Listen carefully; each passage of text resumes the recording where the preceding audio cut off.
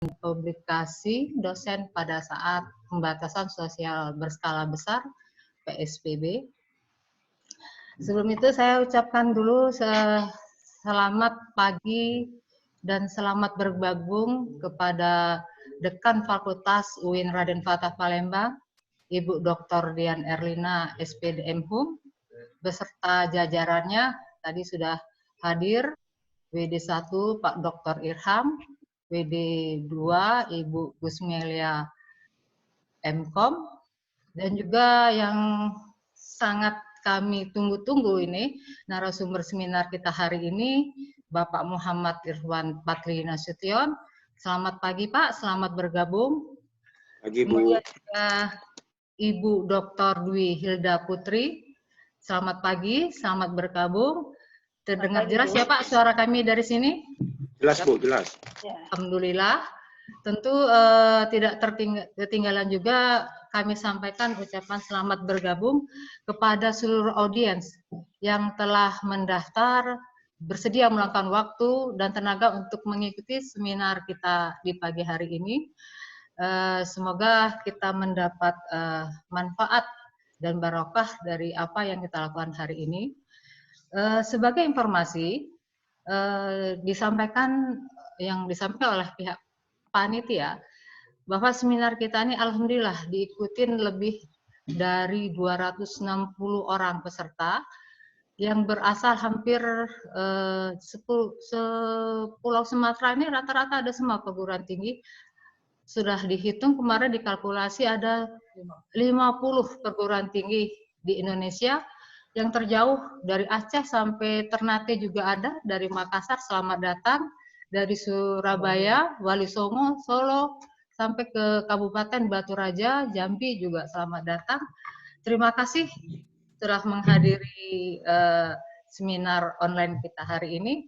Baiklah, sebagai tertib acara hari ini, panitia telah memberikan rundown acara kita.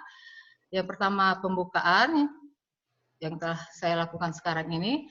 Kemudian nanti akan dilakukan sambutan dan pembukaan seminar online kita oleh Dekan Fakultas Saintek UIN Raden Fatah Palembang. Dan kemudian baru kita lanjutkan dengan paparan materi dari narasumber. Yang pertama nanti dimulai dari Pak Muhammad Irwan Fadli. Kemudian baru Ibu Dr. Dwi Hilda Putri. Baiklah, sebelum mengikuti acara inti kita ini, mari sama-sama kita simak, kita dengarkan sambutan dan pembukaan seminar online dari Ibu Dr. Dian Erlina SPD Hum selaku Dekan Fakultas Sains dan Teknologi UIN Raden Fatah Palembang. Kepada Ibu dipersilakan Bu. Oke, terima kasih Bu Feni. Bismillahirrahmanirrahim. Assalamualaikum warahmatullahi wabarakatuh. Waalaikumsalam warahmatullahi wabarakatuh. Alhamdulillahirabbil alamin. Puji syukur kehadirat Allah Subhanahu wa taala. Hari ini kita sudah sampai ke Ramadan yang ke-26. Berkat izin Allah dan rahmat dari Allah, kita semua masih stay alive, stay safe, and then stay healthy. Akan tetapi memang seperti kita ketahui, beberapa wilayah itu masih dalam pemberlakuan PSBB. Khususnya kami di Kota Palembang, mulai tanggal 20 Mei besok itu sudah berlaku PSBB. Nah, hal ini tentu saja menuntut kita untuk lebih banyak stay at home. Akan tetapi di sisi yang lain, kita memang tetap berusaha untuk bisa lebih produktif dan kreatif dalam melaksanakan berbagai aktivitas dan tugas-tugas kita. Nah, kita selaku dosen itu memang memiliki tupoksi untuk melaksanakan tridharma perguruan tinggi. Baik itu pendidikan pengajaran, penelitian, tridharma yang lainnya seperti pengabdian juga, dan tidak lupa juga publikasi ilmiah. Nah, hal ini menuntut kita untuk melakukan berbagai penyesuaian dengan kondisi yang tidak normal seperti sekarang ini. Oleh karena itu, Fakultas Sains dan Teknologi mengundang 2 orang narasumber Yang pertama itu ada Bang Irwan dari UIN Sumatera Utara. Selamat datang Bang Irwan di online FST UIN Raden Fatah. Terima kasih, Bu. Kemudian ada juga Mbak Dwi dari UNP Sumatera Barat. Terima kasih. Ya, Ya, salam terima kasih, Bu Dekan. untuk Pak Irwan, salam untuk Ustadz Jamil, kemudian juga Ya, Bu. Mbak Dwi, salam untuk Pak Yul yang sudah mengizinkan Bapak Ibu untuk mengisi acara webinar Fakultas Sains dan Teknologi UIN Raden Fatah Palembang. Terima kasih banyak. Kemudian selamat bergabung juga untuk Bapak Ibu semua dimanapun berada. Mohon maaf tidak bisa disapa satu persatu. Akan tetapi kami mengucapkan terima kasih dan apresiasi yang setinggi-tingginya sudah mau berpartisipasi dalam kegiatan kita ini. Hal ini menunjukkan bahwa memang Bapak Ibu semua selain ingin menambah nutrisi untuk fisik agar tetap sehat, tetapi juga ingin menambah nutrisi untuk pengembangan ilmu, baik itu wawasan untuk penelitian, pengabdian maupun publikasi ilmiah. Oleh karena itu kami mengajak Bapak Ibu semua untuk mari sama-sama kita simak sharing ilmu, sharing pengalaman dari kedua narasumber kita yang sudah bersedia untuk berbagi dengan kita semua. Untuk itu mari bersama kita buka dan kita awali kegiatan kita ini dengan bersama-sama mengucapkan lafaz basmalah. Bismillahirrahmanirrahim. Sebentar moderator izinkan saya untuk mempersembahkan sebuah pantun untuk Bang Irwan dulu ya. Ini nanti untuk Bu Dwi kita persembahkan di akhir kegiatan. Mantap. Bang Irwan. Terbang ke Medan, anak bangsawan. Disambut hari di Bandara Kuala Namu. Elok nian punya kolega macam Bang Irwan. Tampangnya rupawan, senang berbagi ilmu. Cakep. Mantap. Terima kasih. Silahkan Bu Penny dilanjut. Terima kasih Bu Dekan. Wassalamualaikum warahmatullahi wabarakatuh. Waalaikumsalam warahmatullahi wabarakatuh. Terima kasih Bu Dekan. Jadi sebagai pemberitahuan memang ada budaya di UIN Raden Fatah Palembang ini, khususnya di Fakultas Saintek, ini Bu Dekan kami memang pinter pantun, jadi setiap ada acara selalu beliau menyampaikan pantun-pantunnya. Semoga berkenan yang lain mendengarkannya, bagus sekali pantunnya tadi Bu Dekan. Baiklah, untuk tidak memperpanjang lebar lagi, tentu kita sudah tidak bersabar lagi menunggu paparan dari pemateri kita. Kalau dilihat dari biodatanya, wah ini banyak sekali, tidak mungkin saya sebutkan ke sini. Dari publikasinya yang banyak, kemudian dari reviewernya, dari reviewer di Sinta 2, kemudian dari reviewer di Scopus, Q1, Q2, Q3. Nah, ini tentu banyak sekali yang akan kita dapat ilmunya dari Pak Irwan. Baiklah, kepada Bapak Irwan, oh ya sebagai informasi, Bapak Irwan ini sekarang sedang melanjutkan studi S3-nya di Educational Technology. Semoga cepat sudah selesai belum Pak? Dikit lagi Bu. Alhamdulillah, sebentar lagi ya. Jadi Sudah banyak S3-nya Bu Penny. Nah, S2-nya juga sampai 2 ini hebat. Hebat sekali Bapak. Oke, baiklah. Waktu dipersilakan Pak Irwan untuk menyampaikan materinya. Terima kasih Bu. Bismillahirrahmanirrahim. Assalamualaikum warahmatullahi wabarakatuh. Waalaikumsalam warahmatullahi wabarakatuh. Syukur alhamdulillah kita dapat berjumpa di media online ini ya.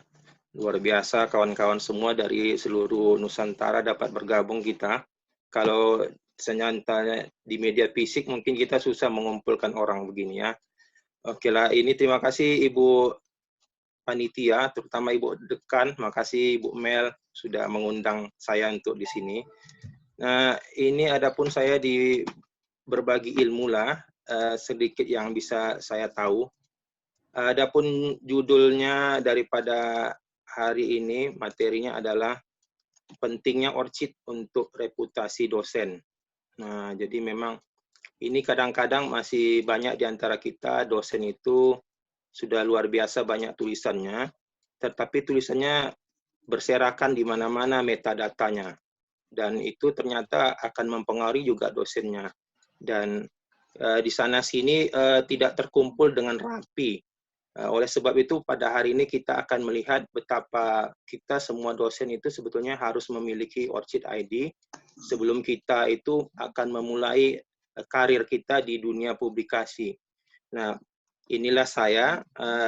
Kalau nanti dilihat di sini ORCID-nya bisa lengkap seperti apa. Nanti Bapak Ibu boleh melihatnya. Sekarang sudah kita tahu bersama, sebetulnya yang namanya online itu sudah ada sejak 2011. Jadi kewajiban online itu sebetulnya sudah cukup lama, khusus di Indonesia. Ada yang namanya kebijakan unggah karya ilmiah dan jurnal. Itu tanggal 30 Desember 2011. Inilah menjadi landasan hukum kita bersama. Kenapa semua itu harus di-online-kan. Kalau kita baca yang nomor 1, Dirjen Dikti tidak akan melakukan penilaian karya ilmiah yang dipublikasikan di suatu jurnal jika artikel dan identitas jurnal tersebut tidak bisa ditelusuri secara online. Nah, itu dia. Jadi itulah salah satu makanya berkembanglah dunia online. Oleh sebab itu sejak 2011 ini semua efektif dari nomor 2 kita lihat. Efektif untuk nomor 1 diimplementasikan usulan pangkat dosen mulai tahun 2012. Dengan adanya peraturan ini maka berkembanglah seluruh jurnal-jurnal yang ada di Indonesia khususan semuanya berlaku harus ke media online. Jadi kalau ada nanti yang versi cetaknya maka dia juga harus ada versi online-nya. Dan ini Bapak Ibu banyak juga ternyata dosen tidak memahami dan banyak dosen kami juga banyak yang kena tipu gitu ya. Nah, jadi kalau kita lihat itu ISSN itu adalah satu ya merupakan tanda pengenal atau juga bisa dibilang surat izin juga ya untuk sebuah media cetak atau online itu dapat jurnal itu dapat mempublikasikan. Dan itu ada 2. Nah, ini yang perlu kita pahami. Ada 2 jenis. Nah, jadi dia ada yang versi cetak, ada yang versi online. Nah, ini yang banyak yang masih antara Bapak Ibu dosen-dosen juga masih belum memahami. Ada yang versi cetak, ada yang versi online.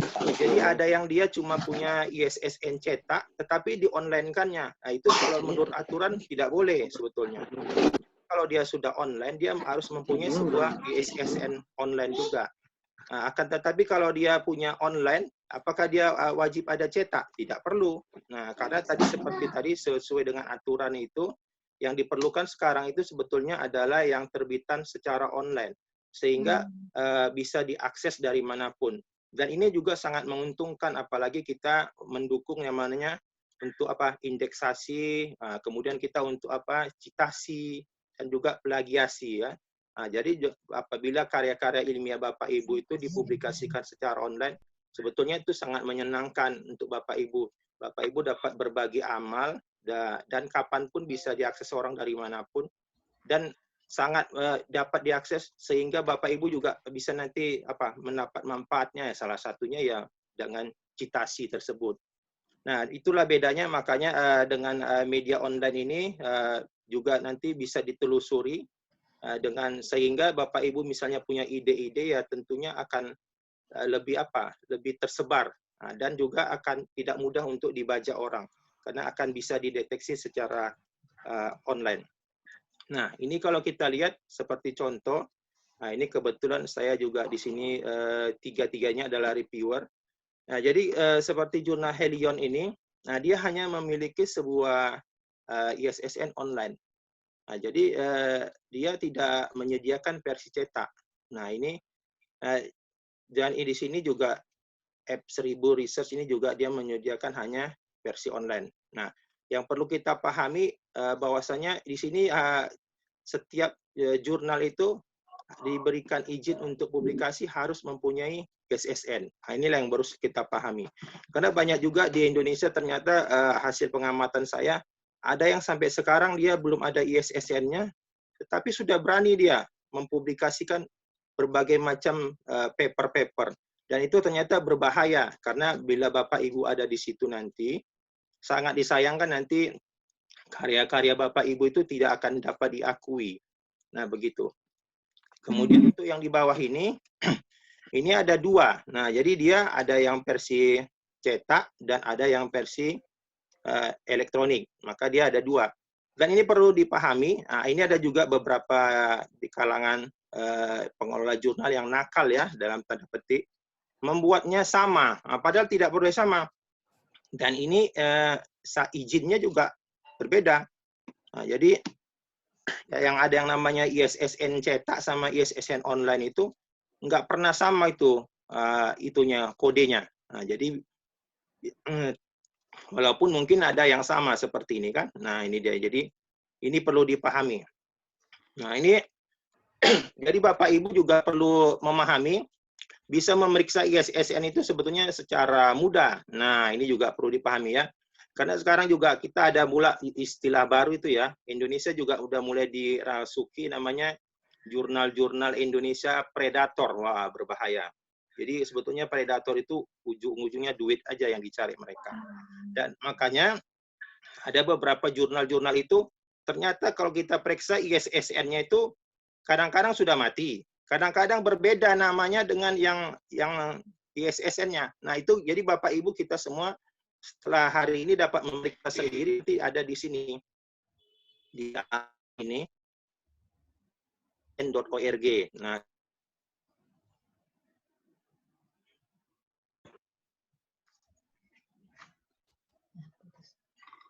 Halo. kemudian kita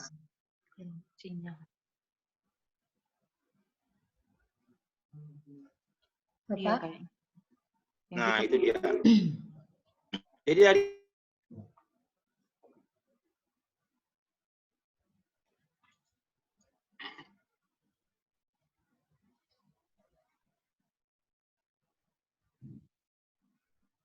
Maaf Pak, suaranya hilang Pak Irwan.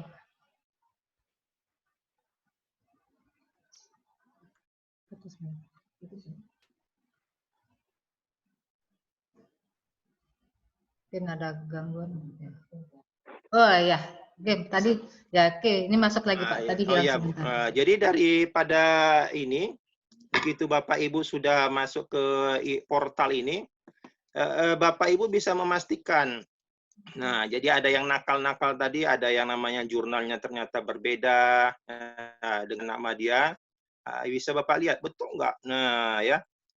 Nah, jadi Bapak lihat, oh betul. Nah, gitu ya. Nah, jadi dari sini kita juga akan terdidik menjadi Bapak Ibu semua lebih mengenal sebetulnya ini jurnal ini layak nggak untuk saya submit paper saya di situ. Nah, gitu kira-kira. Jangan sampai nanti kita submit ke situ, rupanya itu adalah jurnal yang bermasalah, dan pada hakikatnya nanti kita yang dirugikan, karena kita tidak mungkin kadang-kadang menariknya kembali, dan kadang-kadang mereka juga nggak mau menariknya. Nah, itu ada dua alasan. Satu, misalnya Bapak Ibu itu adalah orang yang bereputasi tinggi, itu kayaknya itu nanti juga mau mensubmit, jadi perhitungkan akan terbit, karena itu akan membawa dampak daripada reputasi jurnal akan, karena orang akan melihat siapa yang mengisi. Nah, disitulah. Nah, jadi kalau kita lihat dari hasil ini dapat dipastikan bahwasanya setiap jurnal jika ada versi cetak dan versi online, maka jurnal tersebut pasti memiliki dua ISSN yang berbeda. Nah, begitu ya. Nah, seterusnya, nah, kalau kita lihat setiap artikel ilmiah atau paper yang akan disubmit pada jurnal versi online, maka aplikasi tersebut akan meminta input metadatanya. Nah, itu dia. Jadi metadata ini yang akan menyertai dan akan berada di posisi online. Dan inilah yang nanti akan bisa diakses dari mana-mana ya. Nah, dan makanya dalam membuat kita metadata ini, kalau bisa jangan berserak-serakan. Nah, ada di sana-sini sehingga tidak terkumpul. Akibatnya apabila Bapak Ibu juga mempunyai nama yang mirip dengan nama orang lain, itu menjadi masalah ternyata. Jadi, dan itu akan berdampak kepada reputasi Bapak Ibu semua. Nah, dengan demikian maka setiap orang itu kalau bisa diperlukan yang namanya apa? Orchid ID. Nah, ini. Jadi dengan ada Orchid ini sebetulnya ini adalah gratis ya, Bapak Ibu boleh submit nanti di situ. Di sini akan berisi nanti berbagai macam data yang harus diinput, dan pada prinsipnya ini adalah dia adalah unik. Nah, jadi dia ada identitas unik. Jadi kalau kita lihat sebagai contoh ini ada yang namanya Ibu Nurhayati. Nah ya, nama Nurhayati kayaknya ini bukanlah sedikit di muka bumi ini ya. Kalau kita lihat di sini ada beberapa yang bisa saya lihat ini, ada banyak. Ini ada dari Gajah Mada, ada dari Jambi, ada dari UIN kami, UIN Sumatera Utara, ada Jember, ada Surabaya. Nah, jadi Nurhayati ini dengan Nurhayati di bawah itu adalah orang yang berbeda. Nah, dengan demikian maka Orchid ID ini membuat sebuah kode. Nah, kodenya adalah 16 angka. Nah, satu dengan lainnya akan berbeda. Nah, jadi ini akan menjadi apa? Ini menjadi identitas Bapak Ibu juga yang akan digunakan nanti di dalam media-media online, terutama untuk publikasi di jurnal-jurnal online. Nah, di sini nanti Bapak Ibu yang belum, ya boleh silakan register. Di sini alamatnya. Nah, itu nanti gratis ya. Dan tentunya nanti yang paling penting adalah masalah nama. Masalah nama ini bukanlah masalah yang sepele. Nah, jadi pengalaman dari kawan-kawan, kalau bisa nama kita itu sesuaikanlah dengan mungkin SK dosen Bapak Ibu, atau mungkin ijazah Bapak Ibu, dan jangan buat berbeda. Jadi ada kawan misalnya buat namanya ada Muhammad, kayak saya ya, nama saya Muhammad Irwan Fadli Nasution. Jangan besok-besok saya buat nanti M Irwan Fadli NST. Itu sebetulnya menjadi berbeda. Nah, jadi di situ nanti dianggap ada dua nama yang berbeda. Dan itu nanti pada hakikatnya akan berpengaruh kepada reputasi Bapak Ibu juga, karena akan mempunyai identitas ganda. Nah, jadi dengan demikian maka sangat direkomendasikan, terutama Bapak Ibu yang belum juga, sehingga bisa membuat identitas saya rekomendasikan sesuaikanlah dengan SK dosennya. SK dosennya atau juga dengan ijazahnya. Nah, kalau saya memang sesuai dengan SK dosen nama saya. Karena memang ternyata waktu kita mengalami mengurus kepangkatan dosen itu memang agak saklek ya kan. Ada beberapa mungkin paper-paper kita dengan kita sekarang tidak, karena dia maka jadi untuk menghindari itu maka mulai dari sekarang Bapak Ibu memulai karirnya di dunia online, terutama untuk publikasi online, dimulailah di awal di sini, dari Orchid ID. Memang ini sebaiknya kalau kita cocoknya dipraktekkan ya, tapi karena memang kondisi, nanti mungkin Bapak Ibu bisa mempraktekkan sendiri. Nah, saya akan menunjukkan apa saja sebetulnya yang ada di situ. Nah, di situ kalau kita lengkap cukup komplit ya. Nah, cukup komplit. Nah, di situ ada nama. Inilah Orchid ID-nya, ada 16 digit ya. Nah, ini alamat-alamat kita di mana-mana. Nah, bisa kita lengkapi di sini. Nanti tinggal Bapak Ibu masukkan negaranya. Ini juga ID kita. Nah, di sini juga ada di mana kita bekerja, employment. Nah, ini kemudian pendidikan kita. Nah, ini di sini. Kemudian di sini kita invited position. Nanti Bapak Ibu masukkan. Bapak Ibu di sini ada reviewer kah, atau editor kah, atau apakah di luar sana. Kemudian ada member. Nah, ini arti Bapak Ibu juga mengikuti organisasi-organisasi ya. Nah, silakan masukkan. Kemudian ada funding. Nah, funding juga di sini. Ya, Bapak Ibu mungkin ada mendapatkan dana hibah, ya kan? Atau mendapatkan dana penelitian. Nah, semua dimasukkan. Kemudian yang paling penting juga ada work. Nah, disinilah yang namanya paper-paper kita itu akan terrekap. Yang terekap itu sebetulnya adalah ya tadi tuh metadatanya yang berserak di mana-mana. Jadi Bapak Ibu ada papernya terindeks di Scopus atau di Google Scholar atau di Crossref, nah, bisa ditarik kemari. Dan sangat direkomendasikan Bapak Ibu tidak menuliskannya secara manual. Nah, kalau secara manual itu kredibilitasnya juga diragukan dan juga nanti akan begitu ditelusuri secara jejak digitalnya tidak ketemu. Nah, begitu maka Bapak Ibu nanti harus sebetulnya memasukkan link URL-nya di dalam. Nah, kemudian yang paling akhir ini adalah peer review. Ya, jadi Bapak Ibu semua nanti aktivitas daripada dia punya reviewer itu bisa otomatis masuk. Nah, seperti ini kebetulan saya ada ini. Dan ini bisa dibuktikan secara jejak digital. Dan makanya dengan demikian sebetulnya kalau kita lihat dengan Orchid ID ini, inilah adalah sebetulnya kalau kita lihat merupakan properti. Nah, di sini berisi kumpulan ya kita punya kekayaan akademik. Makanya Bapak Ibu kalau bisa memulailah di sini dilengkapilah yang namanya Orchid ID. Ya, jadi kebetulan ya ini memang merupakan ya sharing lah ya. Jadi saya sebetulnya juga belum begitu banyak juga high index-nya, juga belum tinggi. Tetapi alhamdulillah begitu saya submit misalnya di sebuah terakhir itu di jurnal Q1 juga, mereka ternyata mereview melihat daripada Orchid ID. Dan mereka bilang ini daripada your CP, sudah cukup untuk menjadi reviewer kami, begitu kira-kira. Dengan membaca ini kita sebenarnya sudah Bapak Ibu menjadi apa? Melihat satu orang dengan orang lainnya secara lengkap. Nah, jadi misalnya Bapak Ibu juga nanti membagi CP-nya, boleh bagi CP-nya itu cukup ini, Orchid ID-nya saja. Semua orang bisa melihatnya dan bisa melacaknya secara digital, apa dan yang berada di sini. Dan ini bisa dibuktikan.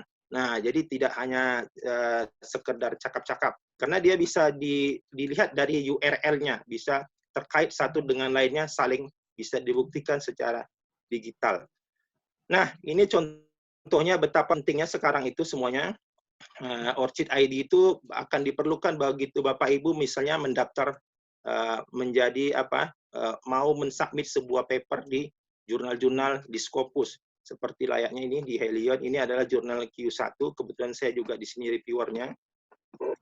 Di sini ada use my Orchid record. Nah, jadi nanti begitu Bapak Ibu mendaftar dimanapun, tinggal menggunakan Orchid ID-nya itu akan ditarik sama ya pengelola jurnal ini. Dan itu sangat menguntungkan. Kenapa? Karena kita mempunyai sebuah metadata yang seragam dimanapun. Nah, itu tadi ya. Jadi akan seragam dan akan terkumpul menjadi satu kekayaan akademis kita. Dan ini kadang-kadang kalau saya lihat ya banyak yang tidak seperti itu. Bahkan mungkin dia Bapak Ibu orangnya sudah sangat kaliber dunia, tetapi begitu dilihat di Orchid ID-nya tidak lengkap. Nah, tetapi kalau kita lihat arah sekarang itu sudah mengarah kemari semua. Nah, ini lagi kita tunjukkan. Nah, Bapak Ibu bisa lihat kan, kalau di Scopusnya juga sudah link ke Orchid-nya. Nah, itu dia. Jadi yang namanya Muhammad Iwan Fadli ini nanti ada lengkapnya bisa dilihat di sini. Nah, jadi dia merupakan identitas unik. Jadi yang namanya Muhammad Iwan ini yang punya dia ini identitas uniknya adalah ini. Nah, kemudian juga Pak Blon ya, Bapak Ibu juga misalnya mendaftar ke Web of Science, ternyata dia juga mengintegrasikan ke Orchid. Nah, begitulah. Betapa pentingnya si Orchid itu. Nah, kemudian begitu Bapak Ibu juga mendaftar misalnya di Science Open. Nah, di sini juga ada nih. Nah, refresh from Orchid. Nah, update Orchid permission. Jadi semuanya kalau kita lihat mengarah ke namanya Orchid ID. Jadi semua yang namanya tadi itu kekayaan akademik kita itu ada di mana? Di Orchid ID kita, di Orchid profile kita. Nah, kemudian kita kalau lihat juga penulisan paper itu juga ke depan nanti begitu terbit di jurnal dia akan menuliskan di siapa ini. Nah, jadi di sini ada inilah namanya Orchid ID-nya. Begitu kita klik, ini akan masuk langsung ke Orchid ID-nya dan kita bisa lihat siapa ini orangnya. Nah, begitu. Nah, nanti mungkin memang inilah kebiasaan kita kadang-kadang di Indonesia, kita mensubmit sebuah paper di jurnal manapun, jarang menyertakan ORCID ID-nya. Padahal sebetulnya kolom untuk itu ada di dalam metadata daripada jurnal itu. Tetapi kadang-kadang kita skip, kita tidak memasukkan itu. Dan itu sebetulnya merugikan siapa? Merugikan kita sebagai penulis paper. Nah, karena tadi itu bisa jadi nama kita itu ada nama orang juga, ya kan? Misalnya tadi Nur Hayati. Jadi Nur Hayati yang kita misalnya daripada dosen misalnya dosen UIN, yang mana orangnya, yang ORCID ID-nya ini. Maka begitu Bapak Ibu nanti mensubmit sebuah paper di manapun, sebaiknya sertakanlah ORCID ID-nya. Nah, akhirnya kita sampailah pada kesimpulan. Nah, jadi memang materi ini tidak banyak-banyak, nanti kita akan membuka diskusi lebih banyak ya. Kesimpulannya ada dua, dunia akademis secara online juga membutuhkan suatu identitas unik. Nah ini dia. Jadi memang karena kalau nggak unik itu bisa jadi kembar ya. Nah tetapi dia harus kredibel secara global, yang membedakan satu dengan lainnya. Nah, jadi yang namanya di ORCID tadi itu dia berlaku seluruh dunia ya secara global. ORCID merupakan sebuah identitas unik yang berisi kumpulan data semua rekam jejak. Nah, ingat tuh. Jadi rekam jejak akademik Anda sehingga sangat berguna dalam reputasi. Nah, jadi kalau kita lihat begitulah tadi isinya. Nah, sehingga ini kalau dilihat seperti yang saya punya ini. Nah, ini. Nah, ini dia. Nah, ini. Bapak Ibu bisa lihat kan bersama. Jadi yang ini tadi. Nah, miriplah betul kalau dilihat seperti layaknya kita punya kurikulum vitae. Nah, ini di summary-nya, ini employment-nya, nah, disinilah. Nah, mulai kapan dia bekerja, nah ini education-nya, di mana aja. Kemudian dia impacted position-nya, ini sebagai reviewer, gitu kan. Nah, dan ini sebagai ada reviewer, ada editor, bla bla bla semua. Nah, ini ada organisasi profesi yang diikutinya. Nah, ini ada. Nah, kemudian ini membernya di sini kan organisasinya. Lalu juga di sini ada fundingnya. Nah, ini semua bisa diakses ya Bapak Ibu secara lacak digitalnya ya. Lalu ini karya-karyanya. Nah, itu dia masuk. Nah, kemudian yang terakhir adalah inilah kita punya aktivitas. Jadi beberapa jurnal-jurnal juga sudah yang berskala internasional memasukkan kita punya aktivitas di otomatis dia akan mengisi di ORCID kita. Ini bukan diisi manual. Nah, begitu. Nah, jadi memang ini dari sini bisa kita lihat bersama, Bapak Ibu yang belum mendaftar dan memiliki ORCID ID, silakanlah mendaftar, silakanlah mengisi ORCID ID-nya. Dan ini akan berpengaruh dan sangat bermanfaat buat Bapak Ibu semua. Dan begitu Bapak Ibu nanti main-main di dunia online, terutama di publikasi online, semuanya nanti dia minta your ORCID ID. Nah, karena di sini berisi semua ini ya. Nah, saya juga kebetulan juga member di IEEE juga minta dia. Tapi memang opsional, boleh diisi, boleh tidak. Tapi saya rasa lebih bagus diisi ORCID ID kita. Karena kita tidak lagi perlu mengirimkan kita punya CP dan lain-lain. Dia cukup membaca ORCID ID kita, sudah berisi saja lengkap lah ORCID ID kita. Mungkin itu saja yang bisa saya sampaikan untuk saat ini. Nanti akan ada kita jawab. Terima kasih. Saya kembalikan kepada Ibu Moderator. Assalamualaikum warahmatullahi wabarakatuh. Waalaikumsalam warahmatullahi wabarakatuh. Terima kasih Pak Irwan, materinya sangat menarik sekali Pak Irwan. Saya sendiri sampai saat ini belum daftar. Nah, ini jadi termotivasi nih dengar Pak Irwan menjelaskan pentingnya menggunakan ORCID ini. Baiklah, untuk pertanyaan mungkin di akhir sesi setelah narasumber kedua. Ibu, siap. Baiklah, Bapak Ibu sekalian, kita lanjutkan ke sesi kedua dengan narasumber kita Ibu Dr. Dwi Hilda Putri SSI, MBiomed, beliau Ketua Jurusan Biologi FMIPA UNP. Ini juga tidak kalah hebatnya, ini materinya S1 di Andalas, S2, S3-nya juga di UI. Kemudian untuk karya ilmiahnya, publikasinya juga di Scopus.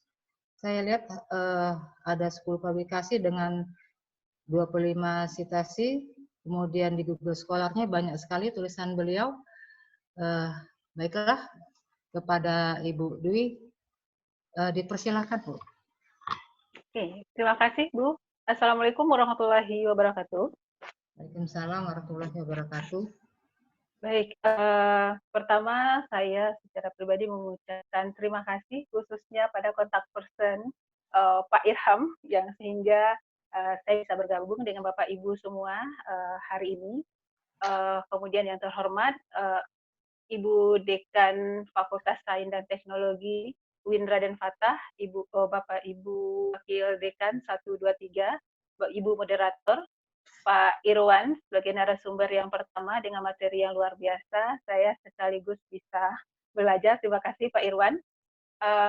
Tentu materi saya hari ini sesuai dengan judul yang bisa Bapak Ibu lihat di tampilan layar. Kami ingin uji bagaimana kami di jurusan biologi mengantisipasi pelaksanaan penelitian dan pengabdian di masa pandemi COVID ini. Seperti yang tadi disampaikan, mungkin slide selanjutnya saja, mohon maaf Pak. Mungkin seperti yang tadi disampaikan oleh Ibu Dekan, ternyata Palembang baru akan masuk PSBB. Sedangkan Padang itu sudah mau hampir 3 minggu kita melakukan PSBB. Boleh dibantu slide selanjutnya saja, Pak? Pak Lean, Ya. Pak Leandri, tolong. Oke, ya. Pak Lean. Pak Lean, bisa didengar Pak Lean? Lean. Pak Lean.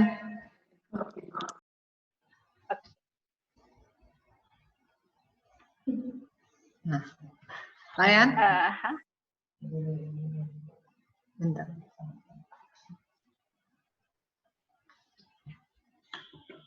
Oke. Ya, saya bercerita saja. Ya, siap. Slide yang kedua, Pak, tolong. Oke. Ya. Yang di atas. Yang di atasnya lagi. Yang di atasnya. Nomor 2, Pak Lean. Nomor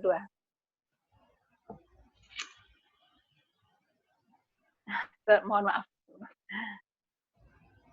Oke. Saya lanjut saja. Jadi UNP itu sejak tanggal 19 Maret itu sudah menetapkan, jadi melalui surat edaran rektor kita sudah memutuskan untuk melakukan pembelajaran secara online. Itu ditetapkan pertama kali tanggal 19 Maret sampai 17 April, selanjutnya diperpanjang sampai tanggal 29 Mei akan datang. Jadi kami karena Palembang baru akan melakukan PSBB mungkin beberapa hari ke depan, maka mungkin kami bisa sedikit berbagi apa yang sudah dan akan kami lakukan dalam mengantisipasi pelaksanaan penelitian dan pengabdian di jurusan biologi.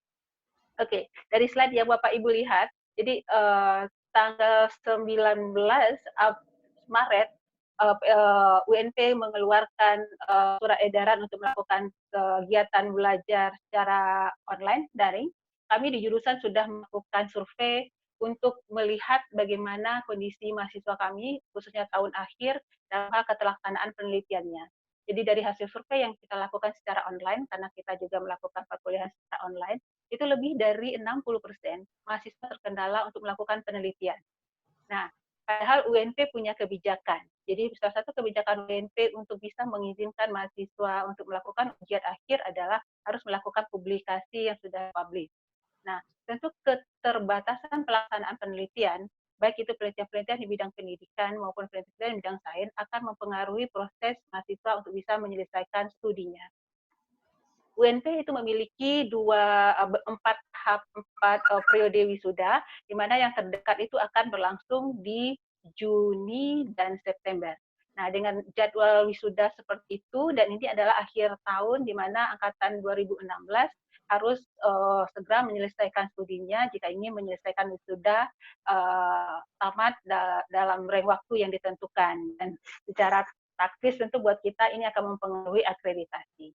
Nah, akhirnya baik kami di jurusan fakultas dan universitas kemudian mendiskusikan ini sehingga keluarlah edaran rektor untuk mengantisipasi mahasiswa-mahasiswa yang terkendala untuk melakukan penelitian tugas akhir, di mana solusi yang diberikan oleh fakultas adalah universitas adalah untuk mahasiswa yang sudah lakukan seminar proposal sehingga topik penelitiannya sudah disetujui oleh tim penguji, maka penelitian mereka bisa dialihkan ke publikasi dalam bentuk review artikel berdasarkan topik yang mereka presentasikan. Nah, kembali ke aturan UNP untuk mewajibkan mahasiswa melakukan publikasi, tentu tidak mudah untuk mahasiswa melakukan publikasi jika topik, karena kalau kita lihat review di jurnal itu jumlahnya tidak terlalu banyak, mungkin di satu publikasi, satu publish itu cuma ada satu review. Nah, untungnya jurusan biologi memiliki 4 jurnal, di mana 2 jurnal sudah tinta 4 dan 2 jurnal yang lain sudah terindeks Google Scholar. Nah, kami berkomunikasi dengan tim jurnal, jadi kita punya 4 jurnal di jurusan biologi, Bioscience dan Serambi Biologi, itu jurnal yang mempublikasi penelitian-penelitian yang berkaitan dengan bidang murni, biologi murni, sedangkan bioedukasi dan atrium itu mempublikasi penelitian pendidikan biologi. Bioscience, bioedukasi itu adalah jurnal-jurnal yang sudah terindeks tinta 4. Nah, tim jurnal kami kumpulkan dan akhirnya kita membuat kesepakatan bahwa edisi selanjutnya dari jurnal-jurnal kami akan menampung tulisan-tulisan mahasiswa dalam bentuk review. Nah, ini solusi yang kami lakukan untuk mengantisipasi terkendalanya penelitian dilakukan oleh mahasiswa. Selanjutnya, bagi mahasiswa yang belum melakukan seminar proposal, maka ke pembimbing kita mengarahkan untuk mengalihkan pendekatan-pendekatan penelitian ke dalam pendekatan-pendekatan deskriptif. Nah, sehingga pendekatan-pendekatan ini lebih rasional dilakukan di masa-masa pandemik ini. Khususnya penelitian-penelitian bidang pendidikan. Biasanya mahasiswa bidang kependidikan harus ke sekolah untuk menguji cobakan produk, untuk melakukan wawancara, dan segala macamnya. Nah, kita akan mengarahkan penelitian-penelitian secara deskriptif atau analisis metadata, sehingga penelitian itu rasional untuk dilakukan. Sedangkan topik-topik tertentu, khususnya dalam bidang sains, kita mengupayakan untuk melakukan atau menyesuaikan kondisi dan topik penelitian di daerah di mana mahasiswa itu tinggal atau kampungnya. Sebagai contoh, ada mahasiswa kami yang sebelumnya melakukan penelitian tentang analisis etnobotani untuk tanaman-tanaman yang antimikroba yang berada atau yang menjadi bagian dalam produksi rendang, akhirnya, dan itu harus dilakukan di wilayah Sumatera Barat, sedangkan mahasiswanya berasal dari Nias, maka kemudian topiknya diarahkan ke etnobotani pada daerah Nias. Nah, itu masalah yang kita coba selesaikan berkaitan dengan penelitian-penelitian yang berhubungan dengan mahasiswa. Nah, selanjutnya, next slide. Penelitian ini juga menjadi kendala buat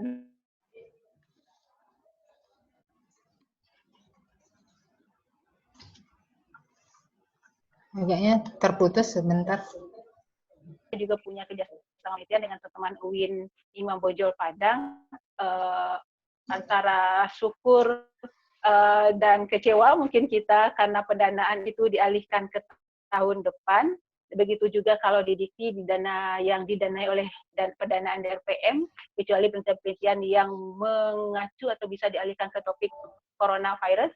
Tapi UNP juga punya dana-dana desentralisasi yang didanai oleh dana PNBP. Dan Itu keluar pengumumannya bulan Maret dan itu tetap bisa dijalankan.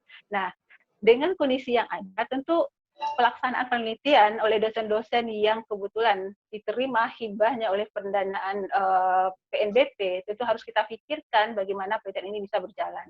Salah satu kendala yang akan kita hadapi adalah syarat publikasi. Di pendanaan DRPM itu ada beberapa syarat publikasi yang harus kita penuhi, dan itu tentu harus sudah mulai kita cicil.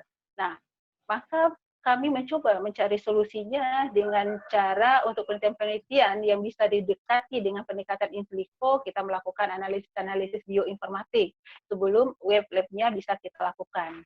Atau kemudian sama seperti mahasiswa, dari awal ini kita mencoba menulis review sebagai bagian dari publikasi yang juga sudah bisa kita lakukan.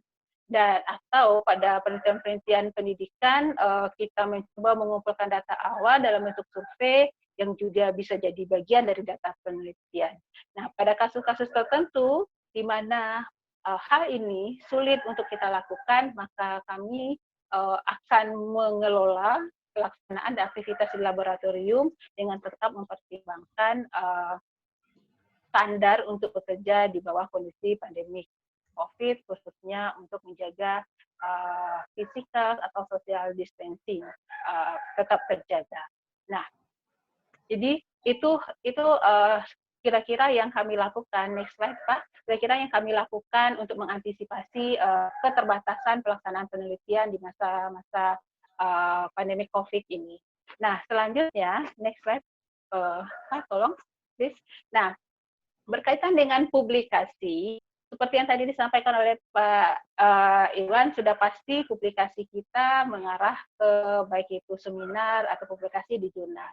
Nah, itu sudah pasti sudah sama kita pahami. Tapi yang menarik dari kondisi COVID ini adalah masalah kreativitas gitu. Karena waktu kita kemudian sebagian besar banyak di rumah, ketika kita bekerja di rumah, stay at home, hal yang juga kemudian menarik terjadi di jurusan kami adalah perlu kita ingat ketika di Dupak angka kredit itu publikasi tidak selalu harus di jurnal atau seminar, tapi di situ juga ada bagian publikasi yang bisa dilakukan di media massa, walaupun angka kreditnya tidak terlalu besar.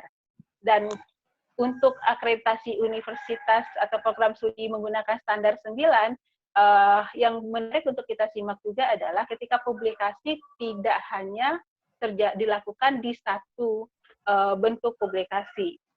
Kita akan ditanya tentang bagaimana publikasi mahasiswa kita di internasional, nasional akreditasi, nasional BRISN, atau seminar nasional, seminar internasional, dan yang salah satunya adalah bagaimana publikasi mahasiswa kita di media massa. Nah, selama masa-masa bekerja di rumah ini, jurusan biologi mulai, jadi teman-teman di jurusan biologi mulai mengeluarkan bakat terpendamnya untuk menghasilkan tulisan-tulisan yang berkaitan baik itu COVID maupun general di media-media massa yang ada. Salah satu hal yang menguntungkan kita hari ini adalah ketika media massa itu hari ini sudah online dan sangat banyak. Jadi kita punya banyak pilihan untuk submit artikel-artikel hasil pemikiran kita di media-media massa online itu. Publikasi online ini di media massa ini juga dilakukan, kami arahkan untuk dilakukan di mahasiswa. Nah, ada sebuah cerita menarik ketika ada kuliah kalau tidak salah ekologi hewan dengan dosen pengampunya Bapak Rijal, kemudian WA saya, ada pertanyaan mahasiswa mereka cerita, ada pertanyaan di kampungnya sebelumnya beberapa tahun yang lalu itu setiap malam selalu terdengar suara orangutan, tapi beberapa tahun terakhir ini suara itu sudah hilang. Tapi ketika PSBB sudah diterapkan, COVID ini sudah menjadi pandemik, suara itu muncul lagi. Ini sesuatu yang menarik dan ini kemudian dijadikan sebagai tugas yang kemudian akan direncanakan dipublish di media massa online. Begitu juga di mata kuliah saya di mikrobiologi medik, mahasiswa, tugas mahasiswa itu kita arahkan untuk bisa dipublish di media massa online sebagai bentuk dari aktivitas kuliahnya. Nah, itu yang kita lakukan tentang salah satu publikasi tentu publikasi-publikasi yang lain itu sudah sama kita pahami. Yang ingin saya sampaikan adalah sesuatu yang mungkin berkaitan dengan kondisi COVID kita hari ini. Nah, selanjutnya apa yang bisa kita lakukan berkaitan dengan penelitian-penelitian di bidang pendidikan. Next slide ya Pak. Tentu banyak hal. Saya cuma tertarik melihat tentang kondisi COVID ini. Dalam perspektif saya, data-data yang berkaitan dengan COVID itu ibaratkan harta karun yang belum tentu bisa kita temui di periode yang akan datang. Kalau belajar dari wabah influenza, kasus influenza Spanyol misalnya, itu terjadi 100 tahun yang lalu dan muncul kembali 100 tahun setelah itu hari ini. Ya mungkin ini mungkin kita berharap tidak akan terulang 100 tahun yang akan datang. Kita bisa bayangkan data-data kita hari ini itu sebenarnya sebuah harta karun yang segera harus kita koleksi. Nah, di slide bisa dilihat ini adalah survei yang dilakukan oleh LPMP Padang bagaimana proses pelaksanaan pembelajaran online di sekolah-sekolah di Sumatera Barat. Nah, dari data-data yang ada sebenarnya sangat menarik hari ini kita memiliki data dan mengumpulkan data, melakukan penelitian untuk mengevaluasi proses pembelajaran daring ini. Dalam evolusi, kalau kita mencoba mengkaitkan apa yang terjadi hari ini dengan proses evolusi, bisa jadi ini adalah tahap untuk menuju dunia baru. Setelah ini mungkin semuanya akan berubah. Istilah yang kita kenal sebagai new normal misalnya.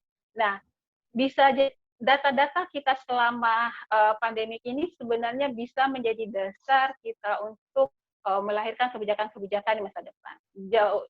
Sebelum pandemi COVID ini terjadi sebenarnya di Kementerian Pendidikan dan Kebudayaan, itu kan kita sudah sering kali diingatkan tentang proses pembelajaran secara online.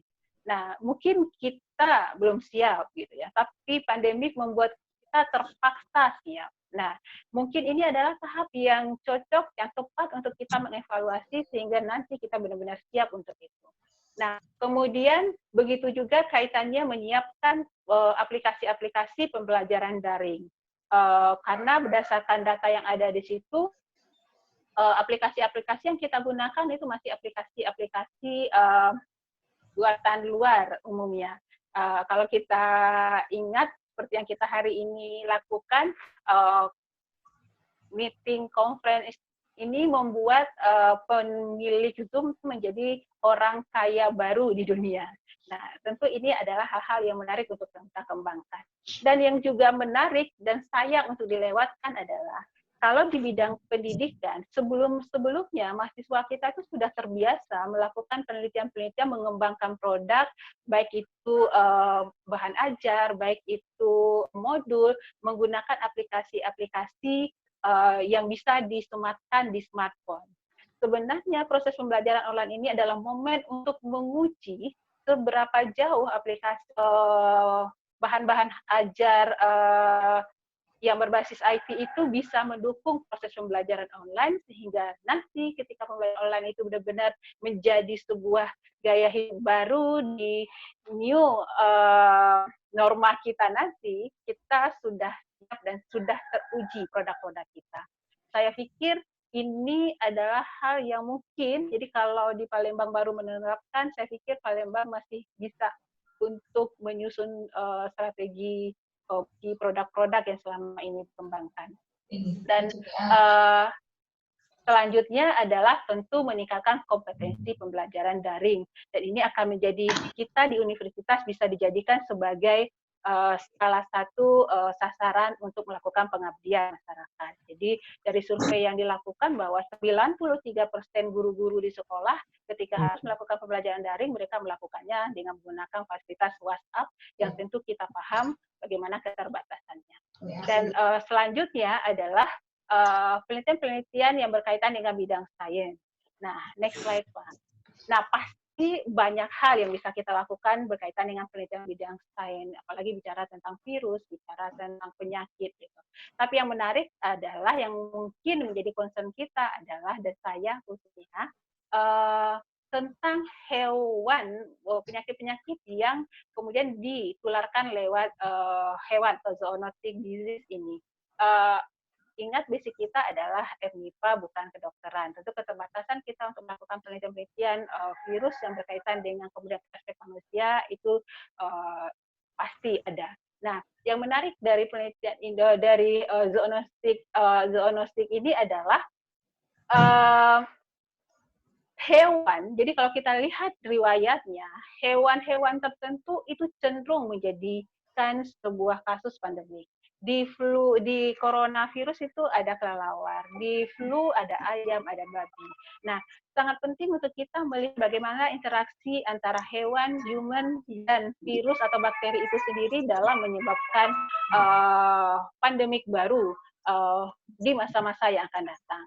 Nah, aspek ini tuh masih terbatas informasi yang kita miliki.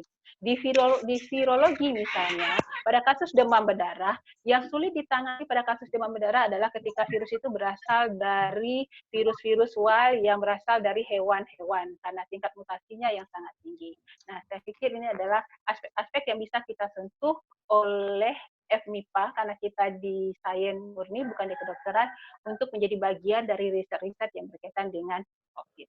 Nah, lebih kurang itu gambaran tentang bagaimana pelaksanaan, pengantisipasi pelaksanaan penelitian di jurusan biologi. Selanjutnya, kami next slide, cepat saja. Kami ingin sharing pengabdian-pengabdian apa saja yang sudah kamu lakukan selama kami bekerja di rumah dan PSBB ini. Yang terlihat di slide ini adalah kami melakukan semacam ngabuburit setiap jam 4 sore lewat media sosial jurusan Instagram dan Facebook. Di sini kita mengundang alumni-alumni jurusan biologi untuk berbagi pengalaman secara live, baik itu kepada mahasiswa, sivitas akademika, dan masyarakat umum. Setiap hari topik-topiknya berganti. Ini selain untuk transfer ilmu yang bisa juga dilihat oleh masyarakat luas, juga berkaitan dengan bagaimana kita menjalin menarik kembali alumni-alumni ke kampus kami. Dan yang selanjutnya, slide berikutnya, kami juga karena di jurusan biologi FMIPA UNP itu fasilitas molekuler sudah cukup baik, mahasiswa-mahasiswa sudah terbiasa melakukan penelitian secara molekuler. Ketika laboratorium Pusat Diagnostik Penyakit Infeksi UNAN melakukan screening terhadap pasien-pasien corona, mereka membutuhkan tenaga relawan. Nah, salah satu seperti yang kami berikan adalah mengirim mahasiswa-mahasiswa kami untuk membantu di laboratorium diagnostik tersebut. Dan yang terakhir, kami juga melakukan kampanye untuk tetap di rumah yang diposting lewat kanal YouTube jurusan biologi. Untuk kita semua orang tetap peduli physical distancing, social distancing, dan menjaga aktivitasnya. Dan slide terakhir, mungkin itu gambaran apa saja yang dilakukan oleh jurusan biologi. Yang pasti kita harus siap antisipasi, welcome to new normal after pandemic COVID. Kita tidak tahu apa yang akan terjadi ke depan, mudah-mudahan kita bisa mengantisipasi dan tetap sehat. Terima kasih. Assalamualaikum warahmatullahi wabarakatuh. Baiklah, terima kasih Bu Dr. Dwi. Banyak sekali dari yang Ibu paparkan ini kita mempunyai gambaran bahwa apa saja yang harus dilakukan, bahwa kondisi ini tidak menutup buat kita untuk tetap menulis dan berkarya. Seperti tadi dicontohkan di UNP, tidak hanya publish di jurnal, tapi juga dalam mass media. Kemudian untuk mahasiswa juga bisa dialihkan penelitiannya ke kampus, dari keluar ke daerahnya masing-masing. Tentu ini saya kira dapat menjadi ide atau ATM lah, amati, tiru, dan dimodifikasi untuk teman-teman dari dosen-dosen dari perguruan tinggi yang lainnya. Baiklah, selanjutnya kita lanjutkan ke pertanyaan dari para peserta. Yang pertama ini sudah ada yang masuk dulu. Boleh Bapak Ibu menanyakan, ditulis di chat dalam grup chatnya, atau kalau nanti ada yang bertanya langsung, silahkan Tapi yang lain satu-satu nanti kalau sudah ditunjuk siapa yang diizinkan bertanya, dipersilahkan untuk mengaktifkan speakernya. Untuk sementara ini ada satu pertanyaan yang sudah masuk melalui chat dari Bapak Eki Putra. Kalau melihat pertanyaan ini sepertinya diarahkan ke Pak Irwan. Pertanyaannya adalah mengenai publikasi di jurnal reputasi sering sekali waktu reviewer yang lama. Terkadang kita tidak sabar menunggu hasil reviewer tersebut yang membuat kita mencari dan mencoba pada jurnal yang berbeda. Apakah ada konsekuensinya terhadap apa yang dilakukan tersebut dan apakah memungkinkan kalau kedua-duanya terbit itu bagaimana? Bapak Irwan? Bu. Siap, Bu. Ya. Langsung saya jawab, Bu. Oh ya, langsung jawab aja Pak Irwan. Oke, terima kasih Pak yang bertanya. Jadi masalah reviewer ini memang begitulah Pak ya yang terjadi. Jadi memang reviewer ini juga beberapa reviewer itu memang adalah bisa dibilang volunteer ya, relawan. Memang tidak ada digaji atau juga ada pembayaran. Jadi memang tetapi memang itu berdampak kepada orangnya yang menjadi reviewer itu tentu dia akan bereputasi tinggi, apalagi dia mereview yang namanya jurnal yang bereputasi tinggi otomatis. Jadi ada beberapa memang reviewer itu dia itu memang agak susah waktunya. Nah begitu. Apalagi itu kalau Bapak Ibu misalnya masuk di jurnal-jurnal yang gratisan terutama ya, itu memang sangat lama kadang-kadang. Nah, tetapi kalau kita lihat jurnal-jurnal yang berbayar itu biasanya tidak lama. Nah, macam saya lah, ini kebetulan lagi musim COVID-19 ya. Kita para reviewer itu diminta komitmen, begitu kasus COVID-19, Anda bersedia nggak mereview dalam waktu hanya 5 hari. Kalau Anda tidak bisa 5 hari, kami delete Anda dari daftar reviewer kami kan, begitu kira-kira. Ngeri juga kadang-kadang kan. Kita kadang-kadang kan kita kalau kita sempat nggak jadi reviewer dia, tentu reputasi kita juga turun. Ya akhirnya kita juga menerima menjadi dia sehingga kita membuat pernyataan saya bersedia mereview paper-paper yang terkait COVID-19 maksimum 5 hari. Nah makanya untuk saat ini Bapak Ibu yang mempunyai paper-paper tentang COVID-19 pasti terutama di jurnal internasional cepat untuk didapat hasil reviewnya. Nah, kemudian untuk dalam etika penulisan, Bapak Ibu memang tidak boleh mempunyai dua tulisan yang sama terbit di tempat yang berbeda-beda. Itu sangat dilarang sekali. Dan itulah berbahaya. Itu teman saya kemarin itu ada yang begitu, dua-duanya tidak diakui untuk kepangkatan. Nah, itu dia. Jadi terbit kebetulan dia lama dia menunggu di jurnal A, iseng-iseng disubmitnya ke jurnal B. Rupanya terbit di jurnal B, belakangan terbit juga di jurnal A. Begitu kita lacak secara digital, kok kembar ini? Nah, gitu. Ada di jurnal A, di jurnal B. Akhirnya, Pak, sangat merugikan kita.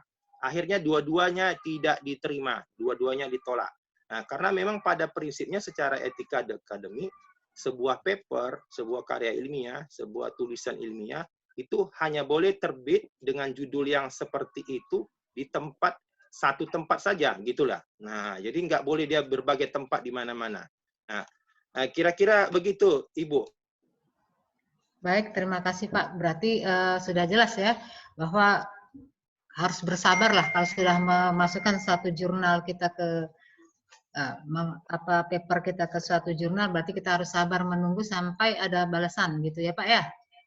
Ya, atau kalau enggak dia mau membatalkan boleh juga, Bu. Tapi dia harus ada pernyataan daripada penulis. Misalnya, saya berhubung karena tulisan saya nggak ada tanggapan dari Bapak, saya batalkan, saya tarik kembali. Boleh, itu juga harus dilakukan. Kalau tidak dilakukan, itu yang tadi berbahaya. Nanti bisa tiba-tiba diterbitkannya, kita yang dirugikan. Nah, begitu, Bu. Oke, siap. Baiklah, kita lanjutkan ke pertanyaan berikutnya. Ini kayaknya yang pertanyaan kedua ini masih ke Pak Irwan ini. Ada dua pertanyaan buat Pak Irwan dari yang orang yang sama, yaitu bagaimanakah jika ID kita yang lama ada perubahan, apakah data yang dimasukkan tetap data yang lama, mengkoordinir data yang lama, atau mesti mengganti, misalnya mengganti email gitu, apakah tetap data yang lama ada atau kita bisa rubah. Kemudian yang kedua, untuk data di ORCID, apakah itu secara otomatis akan masuk atau manual untuk menginputkannya? Karena sepertinya beliau ini bermasalah pada penyesuaian untuk data yang baru. Oke, Bu. Terima kasih. Saya jawab langsung ya, Bu. Ya. Daripada ORCID ini, jika Bapak Ibu misalnya pernah sudah ada dulu kala, nah jadi bila membuat yang baru, apa efeknya? Menjadi kembar data Ibu. Itu berbahaya. Iya, berbahaya. Kenapa? Ya, nanti orang yang melihat secara di mana gitu, di jurnal atau di mana, loh ini manusianya dengan nama yang sama kok ada di dua universitas yang sama. Nah, jadi boleh jadi kan kita di satu universitas nama yang sama juga ada, Bu. Seperti kami di UIN Medan, itu namanya ada 2 orang yang namanya sama betul, persis. Nah, jadi kalau misalnya si ORCID, dia nggak ada masalah sama dia, dianggapnya itu memang 2 orang yang berbeda. Nah, gitu. Efek sama kita yang bermasalah. Nah, jadi kita kalau kita di dunia publikasi membingungkan. Nah, itu akan berbahaya buat reputasi Bapak Ibu. Nah, oleh sebab itu maka disarankan satu boleh Ibu delete, ada di situ juga boleh nanti ada menunya di ORCID itu. Kalau Ibu buka-buka boleh di delete atau itu saja Ibu teruskan. Nah, tinggal nanti mungkin Ibu tambahi seperti saya tunjukkan ini ya. Nah, ini boleh jadi nanti ditambahi kayak gini. Misalnya ada email yang baru. Nah, ini bisa lihat ya, Bang, Ibu ya. Ada emailnya. Nampak kan? Bisa kan, Bu? Bisa, bisa. Nah, ini bisa lihat. Ini jadi ada emailnya. Oh, ini ada saya email. Ini ada saya email ini. Nggak ada masalah. Lanjutkan aja. Karena memang ini kalau kita mengganti-ganti menjadi yang baru itu sayang sekali. Nah, jadi data Bapak Ibu ini apakah otomatis masuk? Tidak. Yang otomatis masuk itu adalah data yang reviewer di bawah ini. Nah, ini. Jadi ini daripada jurnal-jurnal yang sekarang itu, kita mempunyai aktivitas itu, begitu kita selesai mereview, langsung dia masuk. Nah, itu secara tercatat. Nah, gitu ya. Nah, akan tetapi begitu karya-karya saya ini masuk nggak Bapak Ibu secara otomatis? Tidak. Nah, Bapak Ibu boleh memasukkannya. Nah, jadi Bapak Ibu nanti begitu mendapatkan aktivasi ORCID-nya, silakan login. Ya, login kan udah login modenya. Nah, nanti di sini tinggal Bapak Ibu tambahkan. Nah, jadi tambahkannya itu ya di sini, kalau di sini karyanya tadi, nah ini tinggal tambahkan di sini. Nah, ini search and link. Nah, jadi kita harus cari. Jangan ditambahkan manual. Nah, ini Bapak Ibu bisa cari. Nah, apakah ada di Crossref atau di mana? Jadi kita datanya kita import dia, masuk dia kemari. Nah, kenapa ini harus dilakukan? Karena supaya tercatat ini, kan ada Bapak Ibu bisa lihat nih sumbernya. Jadi secara digital bisa dijelajah. Nah, jadi kami juga sebagai reviewer Bapak Ibu ya, ini juga yang kami lakukan. Itu ada paper-paper yang masuk itu, kami periksa dulu ini siapa ini manusianya sebetulnya. Nah, kalau manusia yang maaf cakapnya nggak dikenal, kadang-kadang memang kalau yang gampang saja kita merejectnya. Nah, gitu. Tapi kalau manusianya yang sudah ini udah ngeri nih Bapak ini yang masuk ini, kita betul-betul teliti itu kadang-kadang memeriksanya. Nah, begitu juga Bu. Jadi ini juga bagian dari strategi Bapak Ibu juga. Kalau nanti Bapak Ibu juga mensubmit itu memang sertakanlah dengan ORCID ID-nya sehingga orang bisa mengenal Bapak Ibu seperti apa sebetulnya Bapak Ibu itu sebenarnya. Dan memang ini pengalaman pribadi saya seperti inilah kira-kira. Jadi ini seperti ini. Bapak Ibu nanti boleh diedit ya. Jangan, kalau saran saya jangan buat yang baru.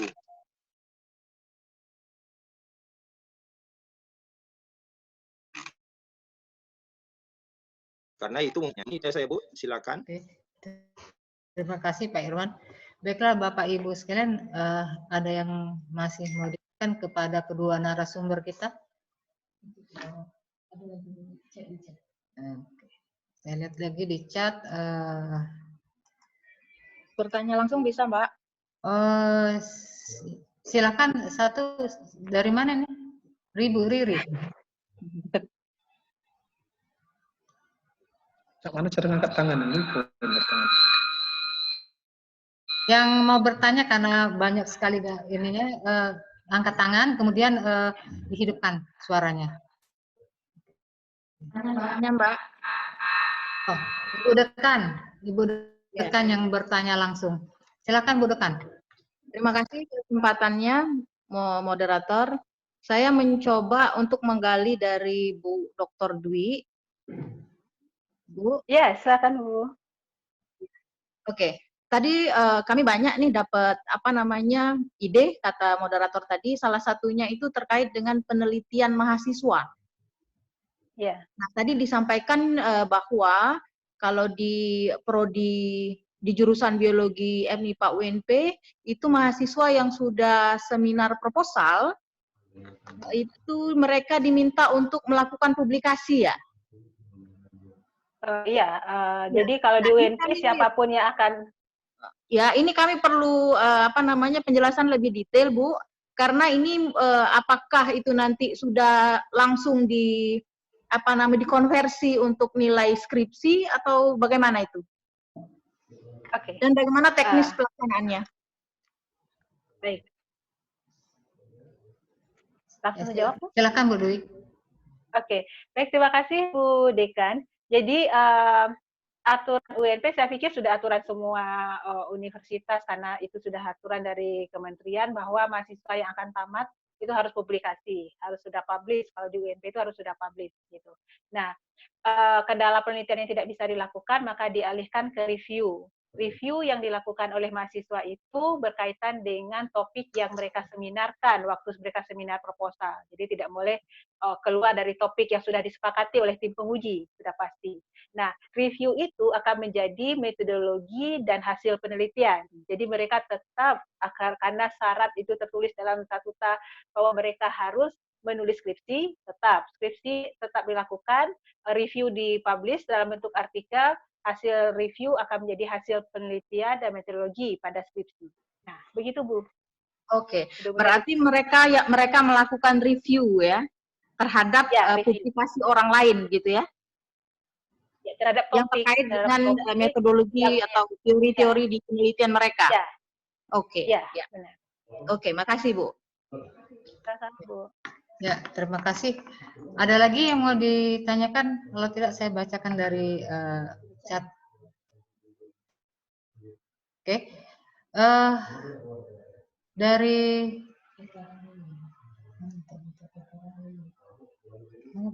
bentar. Saya lihat dulu. Ada pertanyaan buat Pak Irwan. Untuk mengenai ID Pak Irwan. Ya Bu. Mengenai ID di ORCID itu apakah bisa satu orang memiliki lebih dari satu ID? Saya jawab Bu ya. Ya, siap. Nah, itu yang saya jawab tadi di awal. Bisa sekali. Nah, karena yang namanya ORCID ID ini adalah mesin ya. Dia tidak bisa mengetahui ini sebetulnya yang namanya si Ucok Hasibuan ini adalah Ucok Hasibuan yang mana. Nah, penting orang menggitukan masuk Ucok Hasibuan akan dikeluar generate 16 digit untuk ID dia. Nah, tetapi akan bermasalah dengan si Ucok Hasibuan. Nah, atau karena apa? Karena dia akan terdaftar nanti di tempat-tempat yang lain dengan beberapa ID yang beda-beda gitu. Nah, jadi akan macam saya lah. Saya dulu pernah ada juga saya punya namanya M. Irwan Fadli Nasution. Udah saya delete. Nah, jadi saya yang punya ID sekarang dengan nama lengkap Muhammad Irwan Fadli Nasution. Karena nanti pada hakikatnya akan membingungkan kita. Jadi sebentar kita punya ada ini, sebentar ada ini. Jadi semacam jadi kembarannya. Dan itu akan bermasalah ternyata. Otomatis kita ngapain kita ngurusi banyak-banyak, lebih bagus satu tapi kita lengkap di situ datanya. Selengkap-lengkapnya kalau betul, bisanya betul-betul selengkap-lengkapnya. Jadi ini begitu membuka sebuah ID yang nama Muhammad Irwan Fadli Nasution, akan lengket di situ nanti satu Orchid ID. Nah, Bapak Ibu boleh tes nanti, coba nama saya cari di Google, itu akan lengket nanti satu Orchid ID saja. Nah, jadi tidak akan ada banyak yang lain-lain. Dan itu tentunya akan berpengaruh kepada reputasi Bapak Ibu. Kalau saya melihat begitu dari pengalaman. Jadi kita lebih bagus mempunyai satu ID, tetapi itu lengkap daripada kita berbanyak ID tapi berserak-serak. Nah, oleh sebab itu sebenarnya Orchid ID sebetulnya dia menyatukan itu sebetulnya. Jadi dengan seperti ini saya tunjukkan kembali ya. Nah, ini dengan Orchid ID ini. Nah, ini Bapak Ibu sebenarnya kan dari sini sebetulnya sudah bisa dilihat, ini ada di PIR, ada Google, ada ResearchGate, ada Sinta, Akademi Edu, Pablon, dan seterusnya. Jadi kita sebetulnya dengan orang membuka satu Orchid ID ini, sebetulnya bisa terintegrasi kemana-mana. Ke Researcher ID, di mana-mana ada kita. Nah, jadi ini akan mempengaruhi siapapun sebetulnya nanti yang mau melihat Bapak Ibu. Ya, karena di mata dunia online itu, kita kan nggak berjumpa Bapak Ibu. Saya nggak berjumpa dengan Bapak Ibu, saya nggak tahu yang namanya si Budi ini yang mana orangnya. Tapi akan saya lihat profilnya dari sini, dari Orchid ID-nya. Oh, si Anu ini begini. Dan saya lacak misalnya, saya tes. Oh, betulnya dia dapat hibah dia ini. Nah, gitu. Nah, jadi data yang ada di Orchid ID ini jangan sampai adalah data yang bohong tentunya. Nah, ini memang kalau komputer ini juga tahu dia kalau kita pun masukkan data yang bohong tentunya. Nah, tapi akan berpengaruh kepada kredibilitas kita sebagai dosen ya terutama.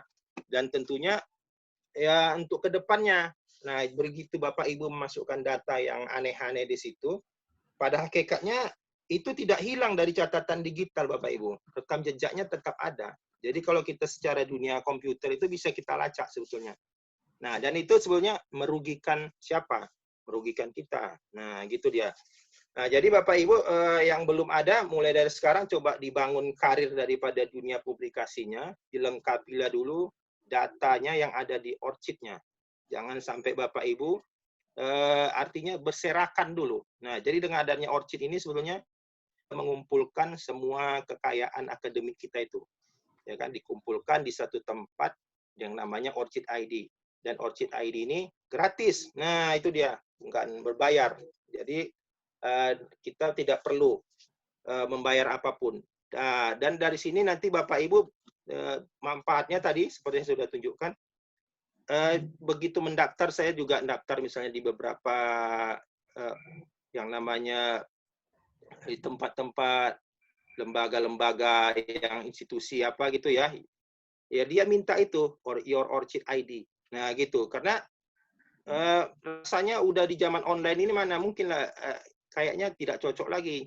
Kirimkanlah your CP gitu kan. Nah, itu nggak manual rasanya. Jadi memang dengan kita mengirim Orchid itu seperti yang saya terakhir itu di jurnal Q1, alhamdulillah langsung di accepted menjadi reviewer mereka. Nah, jadi memang Bapak Ibu juga menjadi reviewer iseng-iseng, silakan aja dibagi-bagi aja Orchid ID-nya. Tak perlu Bapak Ibu membagi CP-nya dalam bentuk hard copy, dalam bentuk soft copy maksudnya ya, dalam bentuk dokumen. Karena itu tidak bisa langsung dilacak oleh mereka. Jadi begitu Bapak Ibu ada di Orchid, bisa langsung dilacak dan itu akan ketemu rekam jejak digitalnya. Nah, begitu Bu kira-kira.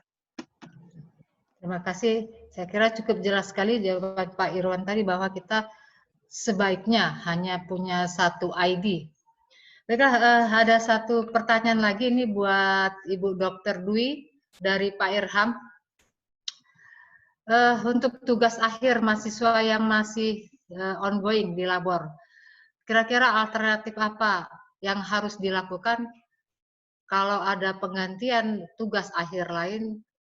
Apakah judul yang sudah ada itu masih tetap yang sama atau diganti dengan yang lain? Kemudian apakah cara penilaiannya? penilaiannya itu seperti apa kalau di sana, Bu? Terima kasih. Silakan Bu, Dr. Dwi. Maaf Bu, suaranya, suara Ibu. Belum. Oke. Siap. Oke, Bu. Ya, jadi terima kasih Pak Irham. Nah, di kasus sekarang kebetulan mahasiswa-mahasiswa yang penelitian di labor itu umumnya data mereka sudah selesai sebagian besar. Ada beberapa mahasiswa seperti yang tadi saya sampaikan, dia harus melakukan penelitian di sekitar Padang, tapi itu tidak bisa dilakukan, kita alihkan ke identifikasi yang dilakukan di daerah mereka. Nah, pada kasus PSBB ini, beberapa kegiatan labor memang off sama sekali sampai hari ini, gitu. Tapi ketika ini tidak mungkin kita lakukan berkaitan dengan penelitian dosen, kita sedang memikirkan untuk mengelola pelaksanaan penelitian itu bisa laboratorium. Nah, dengan mengatur masalah jumlah orang, waktu, jamnya. Ini sedang kita pikirkan alternatifnya. Nah, karena dalam konsep PSBB, aktivitas bukan dihentikan sama sekali, tapi terbatas. Nah, apakah kegiatan labor ini bisa kita jadikan sebagai kegiatan yang terbatas atau tidak? Nah, itu kondisinya.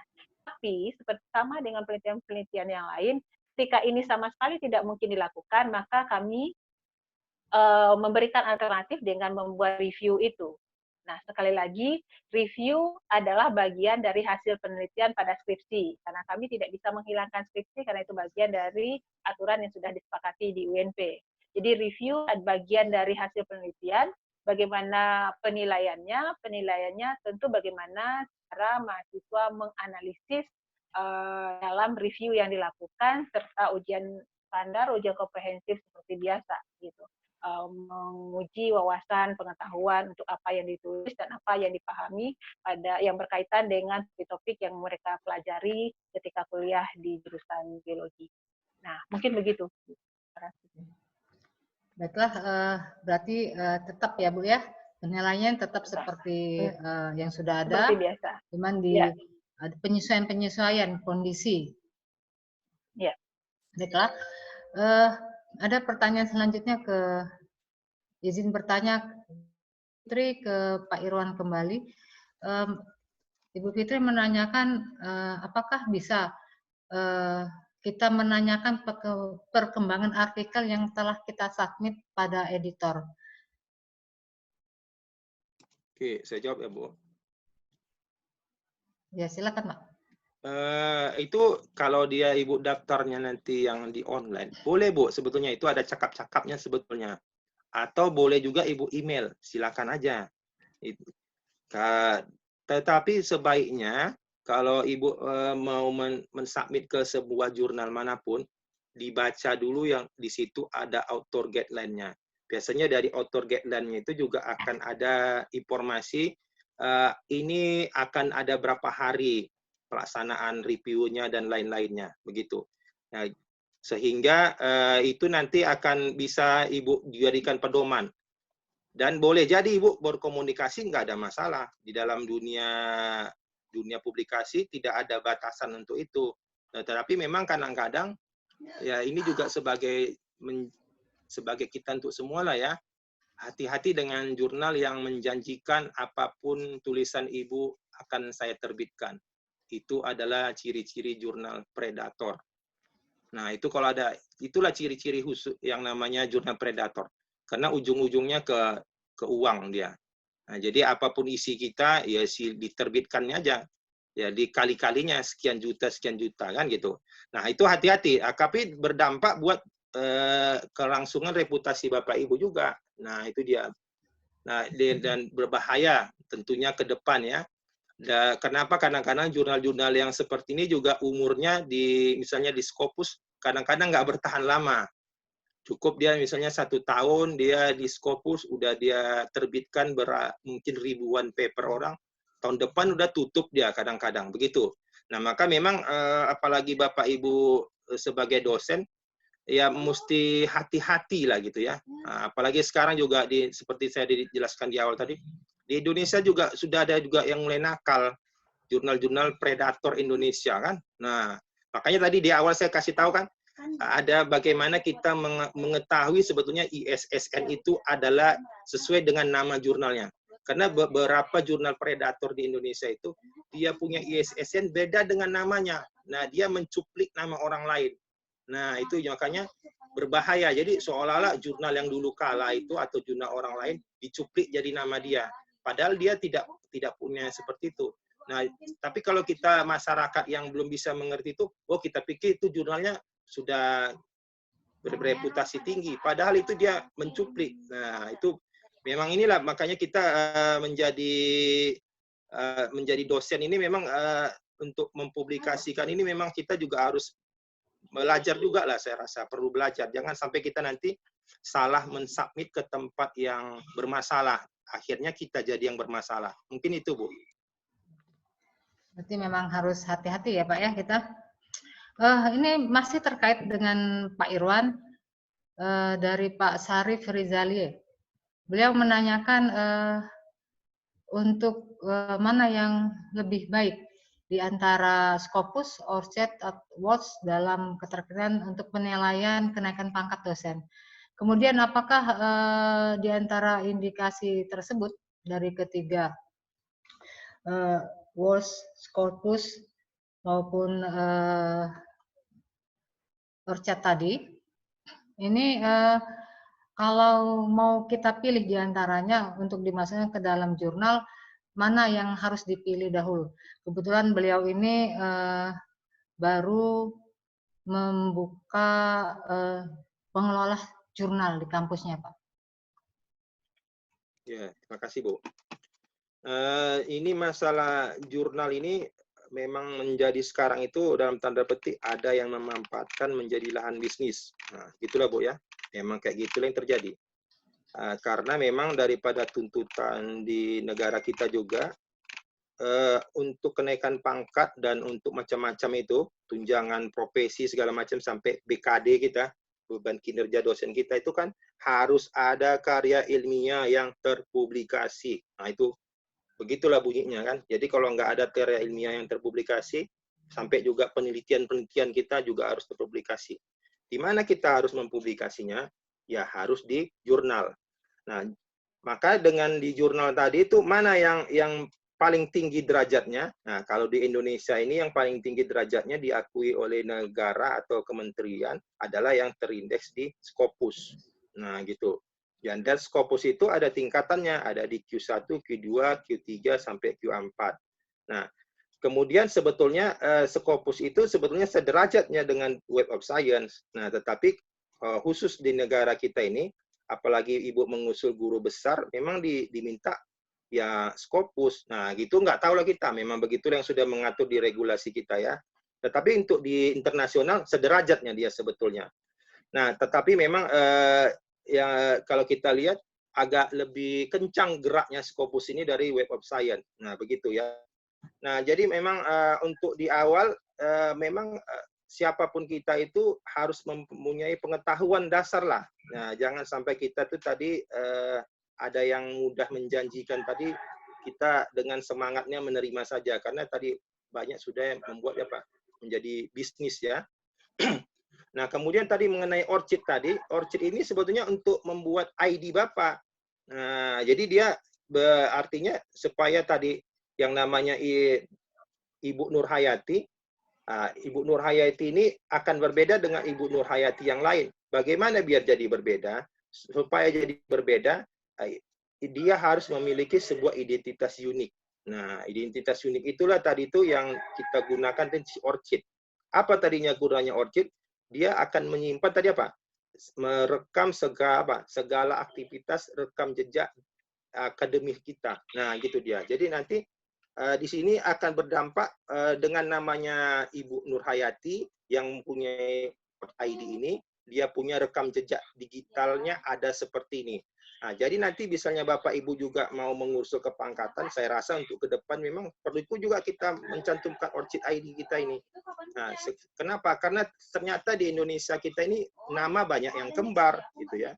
Nah, kami aja memang, kami di UIN aja nama Pak Salam itu ada berapa orang Pak Salam namanya. Nah, itu jadi bagaimana membedakan satu dengan lainnya. Jadi contohnya kita aja lah, kalau kita di kuliah kan banyak mahasiswa kita yang sama kan namanya, tapi kan dia harus berbeda, itu ada NIM-nya. Nah, gitulah. Tapi ORCID ini jadi apa? Jadi identifier, jadi tanda pengenal yang unik, dan dia diakui secara internasional. Nah, jadi misalnya Bapak Ibu boleh punya Sinta ID, silakan. Nah, punya ID yang lain, silakan. Nah, tapi si Sinta ID ini belum secara internasional diakui seperti itu kira-kira. Nah, jadi kalau dengan ORCID ini semua sudah mengakuinya, begitulah kira-kira Bu. Silakan Bu. Terima kasih Pak. Jadi kita anggaplah seperti bank data kita mengenai karya-karya kita gitu ya Pak ya. Baiklah, ini dari pertanyaan selanjutnya dari Ibu Siti Halimah dari Universitas Islam Sumatera Utara, Medan. Bertanya ke Pak Irwan kembali. Ini yang ditanyakan adalah berkaitan dengan isu bagaimana kiat memilih isu yang berkemungkinan diterima di jurnal bereputasi internasional. Bu, terima kasih Bu. Jadi ini pengalaman jadi reviewer lah Bu ya. Nah, ke reviewer kami ini kebetulan alhamdulillah di Q1. Yang perlu kami ketahui atau kami temukan yang pertama itu apa? Novelty. Jika paper Bapak Ibu tidak ada novelty-nya, mudah-mudahan tidak akan pernah diterima. Itulah dia. Maka untuk saat ini isu yang paling tren di muka bumi ini adalah COVID-19. Karena apa? Karena belum banyak penelitian tentang itu dan lagi booming. Jadi yang namanya novelty tentang itu kayaknya sangat bertaburan ya. Bisa ya Bapak Ibu silakan membuat papernya merekayasa tentang apakah yang terkait dengan COVID-19. Boleh jadi misalnya tentang tadi bagaimana kondisi pengabdian masyarakat Ibu. Nah, silakan. Atau apakah yang terkait dengan itu. Yang tulis nanti akan ada novelty-nya. Nah, novelty ini yang akan kita lihat dulu di awal. Baru yang lain-lainnya, baru kita lihat nanti macam mana metodologinya, bagaimana entah apa-apanya. Nah, dan kalau bisa ya, kalau sudah punya novelty dia paling tidak dia nggak akan kena reject. Mungkin jadi nanti akan apa? Menjadi apa? Mayor revision, revisi yang banyak. Tapi tidak sampai kena reject. Tapi kalau tidak ada novelty-nya memang rasanya dimanapun nanti ya, Bapak Ibu apalagi jurnal yang di Scopus yang Q1, Q2, tidak diterima kayaknya. Nah itu dia. Jadi bagaimana Bapak Ibu nanti mengungkapkan di mana sisi novelty-nya itu, silakanlah dikemas di dalam papernya itu. Bagaimana mengemasnya, kalau saya rasa memang sekarang ini lagi tren ya, tentang COVID-19, silakan dibuat. Apalagi tentang tadi sudah dijelaskan, kita para reviewer diminta masalah-masalah tentang COVID-19, diminta komitmen Anda memberikan reviewer paling lama 5 hari. Nah, begitulah sangat cepatnya. Nah, jadi silakan Bapak Ibu untuk saat ini mungkin ini peluang kita juga masalah-masalah COVID-19 yang kita kaitkan dengan apapun, submit aja langsung ke jurnal ya, silakan yang mau di Q1, Q2, Q3, mudah-mudahan akan segeralah mendapat respon dengan cepat. Mungkin itu saja Bu, silakan Bu. Terima kasih Pak. Masih ke Pak Irwan nih Pak Irwan. Sepertinya dosen-dosen ini memang haus untuk tahu strategi apa yang harus dilakukan untuk masuk bisa publish dalam bentuk jurnal. Pertanyaan selanjutnya dari Bapak Afi Fatul. Ini terkait bagaimana Pak caranya kita mengecek ISSN, kemudian bagaimana kita mengetahui apakah jurnal tersebut berdatar atau tidak. Kemudian terkait dengan pertanyaan ini juga dari Ibu Eni Setiawati juga menanyakan mengenai predator juga nih Pak. Apakah kalau jurnal yang sudah disubmit di jurnal yang predator tersebut bisa kita tarik kembali. Oke, terima kasih Bu. Ini saya tunjukkan lagi slide yang sebelumnya ya. Nah, jadi ini mungkin ilmu baru juga buat Bapak Ibu dari pengalaman saya. Jadi untuk melihat apakah yang namanya ISSN itu ada nggak di muka bumi, nah, begitu ya. Ya. Jadi bukan hanya di Indonesia Bu, sampai di dunia. Jadi karena apa? Karena jurnal ini skala global. Bapak Ibu periksa di sini, portal.issn.org. Jika Ibu masukkan di sini ISSN-nya, not found katanya, berarti itu memang gawat lah itu. Dari mana dapatnya nomor itu? Sama juga Bapak Ibu, sebagai Bapak Ibu informasi, banyak juga yang namanya buku-buku itu ISBN-nya nggak bisa ada terdaftar di ISBN online. Hati-hati juga. Nah, jadi entah bagaimana mereka mengeluarkan angka-angka itu, saya pun nggak tahu. Kok bisa keluar angka-angka entah apa-apa ya. Nah, tetapi kita bisa memeriksa itu, ini nomor 1. Nah, ini menjadi pedoman kita, dan ini apapun itu nanti jurnalnya, mau yang nasional, lokal, dan lain-lain, sampai internasional, akan kelihatan. Nah, dan saya terindeks ini entah apa-apa katanya. Nah, silakan dilihat. Nah, gitu. Daripada begitu dapat nanti akan Ibu lihat itu.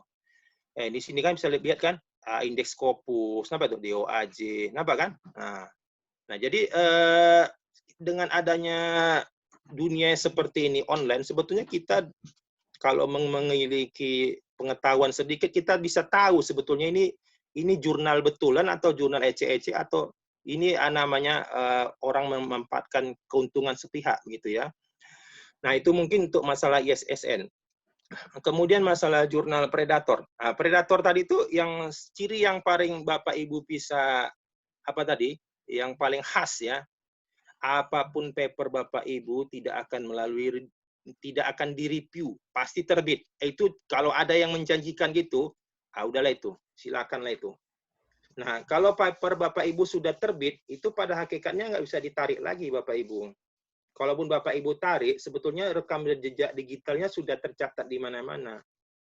Nah, sebaiknya kalau mau ditarik papernya, sebelum dia terpublish, sebelum dia terbit di jurnal tersebut. Nah, sehingga Bapak Ibu nanti bisa, jadi bikinlah alasan macam-macam, mohon maaf gini-gini, paper saya yang lama itu jangan dipublikasikan, tapi saya tarik. Nah, silakan, itu boleh. Nah, itu memang seperti itu. Jadi dari etikanya juga dari COPE mengajarkan seperti itu. Jadi tidak boleh begitu sudah dipublikasi ditarik. Nah, itu tidak, karena begitu kalau karena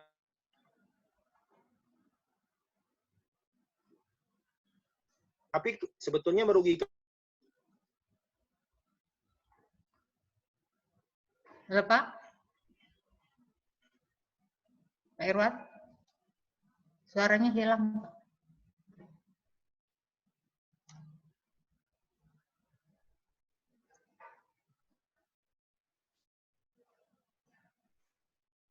Nah, kayak terputus. Pak Irwan?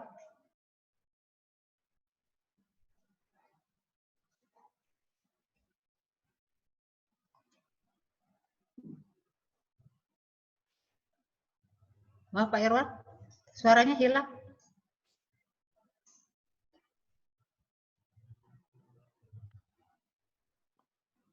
Oke, lanjut pertanyaan Ibu Dwi, Bu Beni. Sementara Pak Irwan mungkin jaringan, ada pertanyaan untuk Ibu Dwi. Mohon penjelasannya.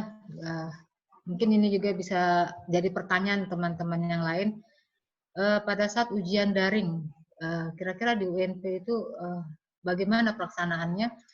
Kemudian yang pertanyaan pertama tadi, yang kedua,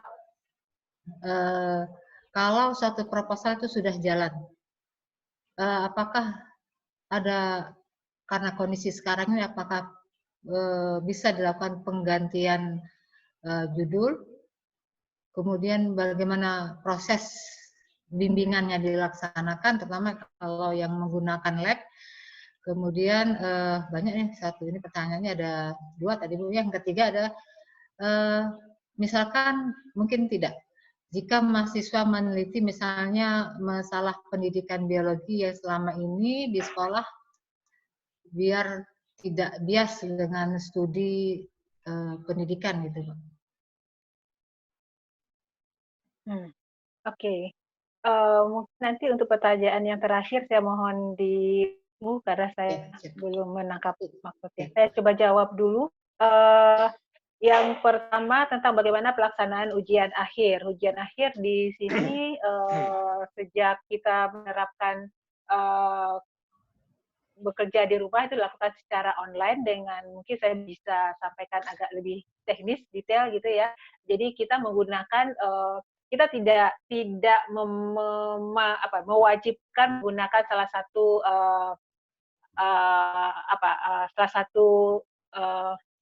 situs atau tertentu misalnya Zoom atau apapun. Jadi kita sangat paham kondisi mahasiswa kita yang berbeda, bervariasi.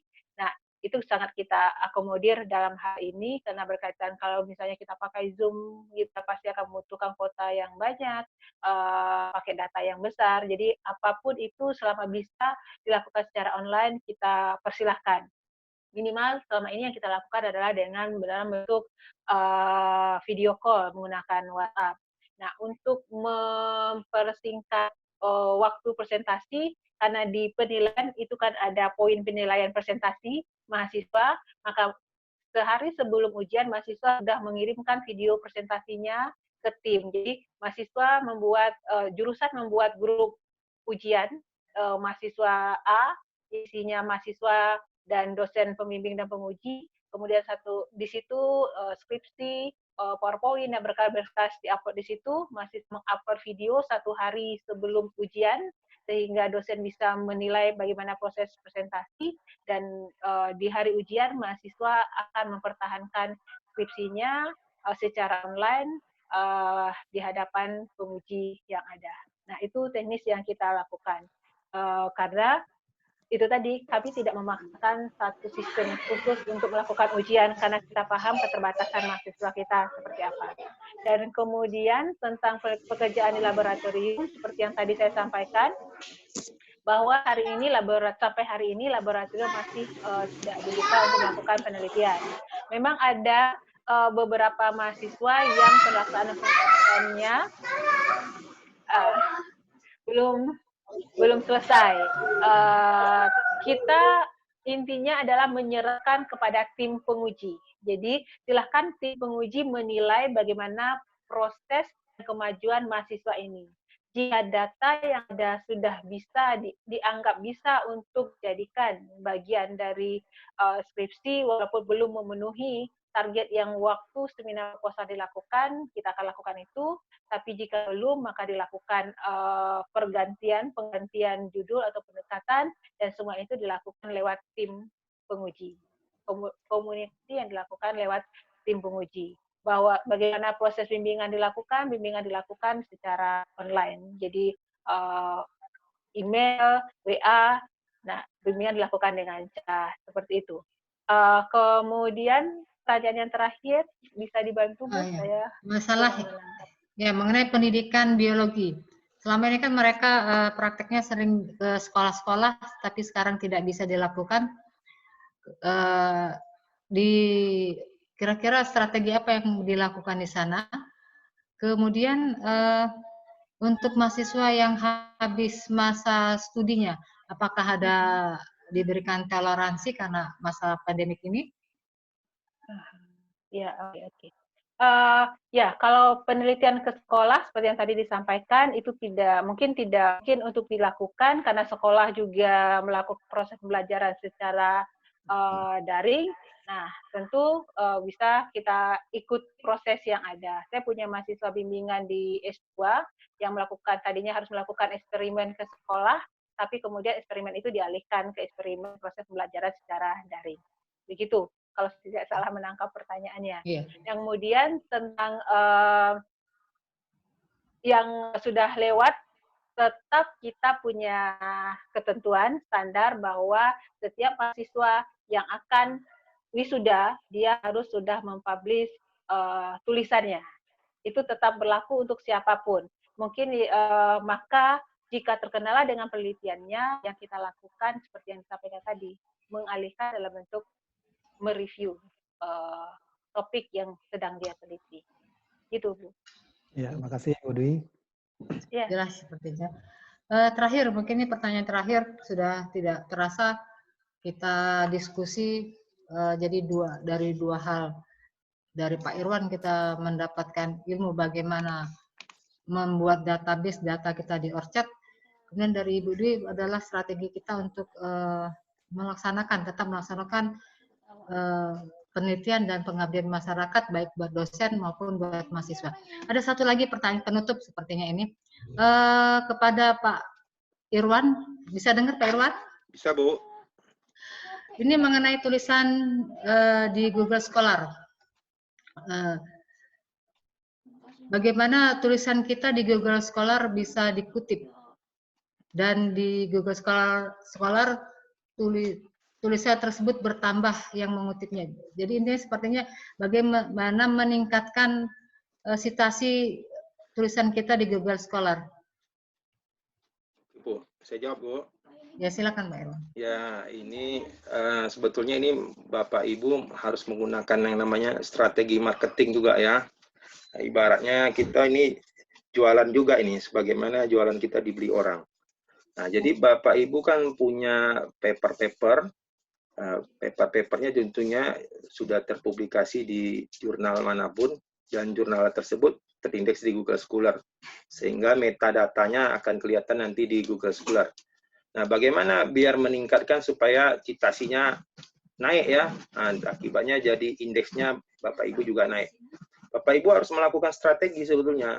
Nah, strategi yang di awal itu adalah misalnya setiap mahasiswa bimbingan Bapak Ibu haruslah mengutip yang namanya paper yang terkait dengan ya, masalah mereka. Nah, memang jangan juga sembarang mengutip ya, karena Bapak Ibu heboh, Bapak Ibu suruh-suruh aja, akibatnya enggak juga relevan. Nah, ini juga bermasalah dengan Bapak Ibu. Nah, nanti dia punya skripsinya tentang hukum, tetapi misalnya paper Bapak Ibu bukan tentang hukum. Nah, itu juga nanti akan bermasalah dengan Bapak Ibu sekalian.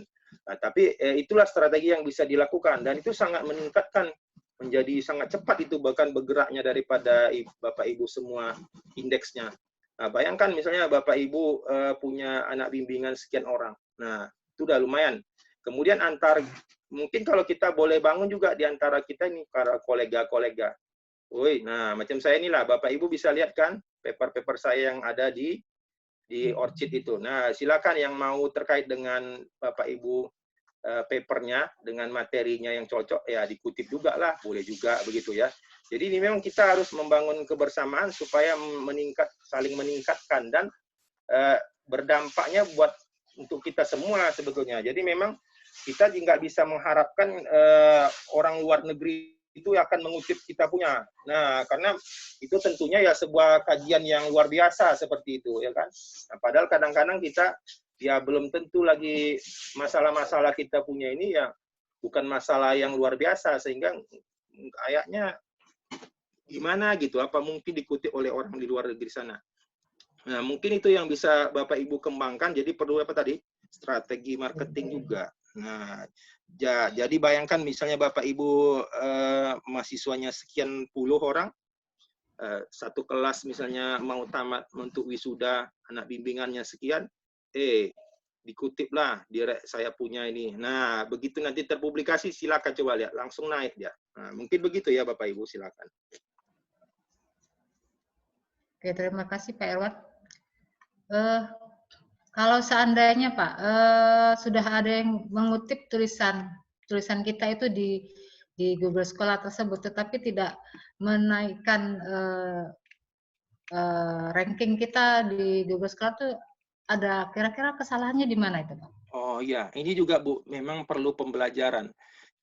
Beberapa mahasiswa kita juga tidak memahami dengan baik dan benar bagaimana cara penulisan atau cara mengutip yang benar. Nah itu, saya juga beberapa mahasiswa saya sampai sekarang nggak bisa dicitasinya, tapi nggak muncul-muncul. Kenapa? Begitu saya telusuri, rupanya dia salah menuliskan namanya. Dia buat nama saya Mipadli. Nasution dulu kok jadi Mipadli. Nah, gitu. Nah, ini juga menjadi masalah. Makanya memang sebaiknya kita juga begitu kita bilang-bilang ke mahasiswa kita juga ajari bagaimana cara mengutip yang benar itu, sehingga begitu nanti terpublikasi itu akan bisa ditarik. Nah, gitu ya, ditarik oleh pengindeks. Nah, begitu sehingga akan muncul nanti citasinya di Google Scholar Ibu, Scholar Bapak. Nah, kalau tidak salah dia nggak akan muncul-muncul memang. Begitulah memang kadang-kadang kita kerugiannya. Maka memang literasi kita tentang publikasi ini memang perlu ditingkatkan juga di kalangan mahasiswa dan dosen-dosen kita. Memang jadi jangan kita suruh-suruh aja mengutip, tapi caranya gimana juga banyak yang nggak paham. Beberapa software referensi bisa juga digunakan sebetulnya. Ada yang nama Jotero, yang paling umum bagi orang apa? Mendeley. Nah, gitu ya. Itu tinggal masukin aja, itu lebih mudah. Nah, sehingga tidak mengurangi tadi apa? Kesalahan tadi cara mengutipnya. Mungkin begitu, Bu. Terima kasih Pak Irwan. Itu tadi pertanyaan terakhir. Berarti waktu sudah menunjukkan jam 10:50. Baiklah, untuk penutup acara ini kami persilakan kepada Ibu Dekan. Ibu Dekan untuk menutup acara seminar online kita hari ini. Silakan Bu Dekan. Ya, terima kasih Bu Feni. Sekali lagi saya ingin menyampaikan ucapan terima kasih dan apresiasi kami dari Fakultas Sains dan Teknologi untuk kedua orang narasumber kami.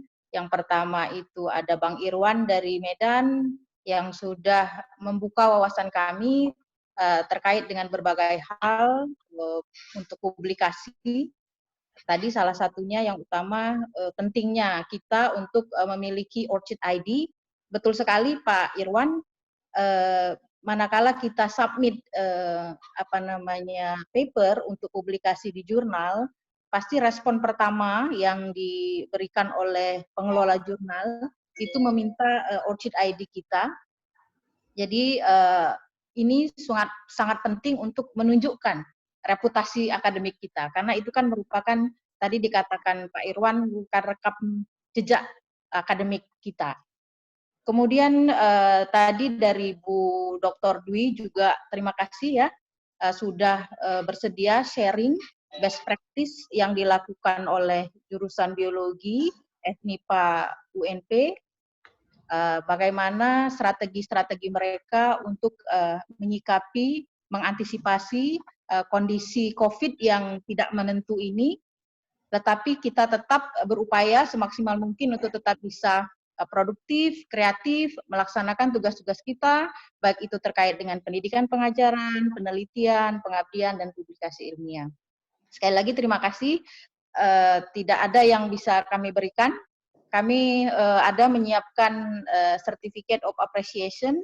Apakah sudah siap, Pak Irham? Boleh ditayangkan? Oke. Terakhir, mungkin kita sepakat bahwa kita semua yakin kondisi pandemi ini memang tetap ada hikmahnya, dan kita juga tetap harus mencoba untuk istilahnya itu berdamai dengan kondisi yang sekarang ini. Berdamai di sini bukan berarti maksudnya kita menyerah, tetapi kita tetap memiliki berbagai strategi untuk tetap eksis dengan berbagai aktivitas kita. Saya tadi di awal ada mempersembahkan pantun untuk Bang Irwan. Sesungguhnya saya juga sudah menyiapkan sebuah pantun untuk Uni Dwi ya. Monggo Bu Uni, ini didengarkan. Bibir tersenyum, mata berbinar. Terkenang si udah jauh di Denpasar. Terima kasih Uni Hilda dari kami peserta webinar. Semoga Uni rezekinya lancar dan cepat jadi guru. Cakep. Wassalamualaikum warahmatullahi wabarakatuh. Waalaikumsalam warahmatullahi wabarakatuh. Terima kasih Bu Dekan. Terakhir saya ucapkan terima kasih kepada kedua narasumber kita hari ini, Pak Muhammad Irwan. Ilmunya saya sendiri baru terpikir juga ini mau buat mengikuti jejak Pak Irwan ini. Ya, saya juga berantakan Pak Irwan data-data saya. Begitu juga dengan Ibu Dr. Dwi. Alhamdulillah kami diberi masukan strategi apa saja yang telah dilakukan di UNP. Nah, sementara ini kita lihat kira-kira inilah nanti sertifikat yang akan kami kirimkan beserta insya Allah sertifikat beserta bahan atau materi dari kedua narasumber kita nanti akan dikirimkan ke email berdasarkan pada saat Bapak Ibu mendaftarkan ikut di seminar ini. Baiklah, semoga apa yang disampaikan dari kedua narasumber kita ini, kedua-duanya ini sama-sama bagus. Yang satu mengarahkan bagaimana kita publikasi, sedangkan Ibu Dr. Dwi lebih mengarahkan bagaimana strategi kita untuk mengatasi kondisi COVID seperti ini. Jadi tidak menyurutkan langkah kita, tetap berkarya, menulis, dan melakukan penelitian, serta melakukan pengabdian masyarakat. Baiklah, terima kasih juga kami ucapkan kepada seluruh peserta webinar UIN Raden Fatah Palembang, khususnya Fakultas Sains dan Teknologi. Terima kasih sudah meluangkan waktu di sini. Semoga apa yang kita lakukan di hari ini mendapatkan ridho dari Allah Subhanahu wa Ta'ala. Terakhir saya ucapkan selamat melaksanakan berpuasa bagi saudara-saudara kita sedang melakukan puasa. Semoga kedepannya menjadi lebih baik buat kita semua. Baiklah, saya tutup seminar online kita hari ini dengan mengucapkan alhamdulillahirabbil alamin. Assalamualaikum warahmatullahi wabarakatuh. Mari kita beri buat kedua.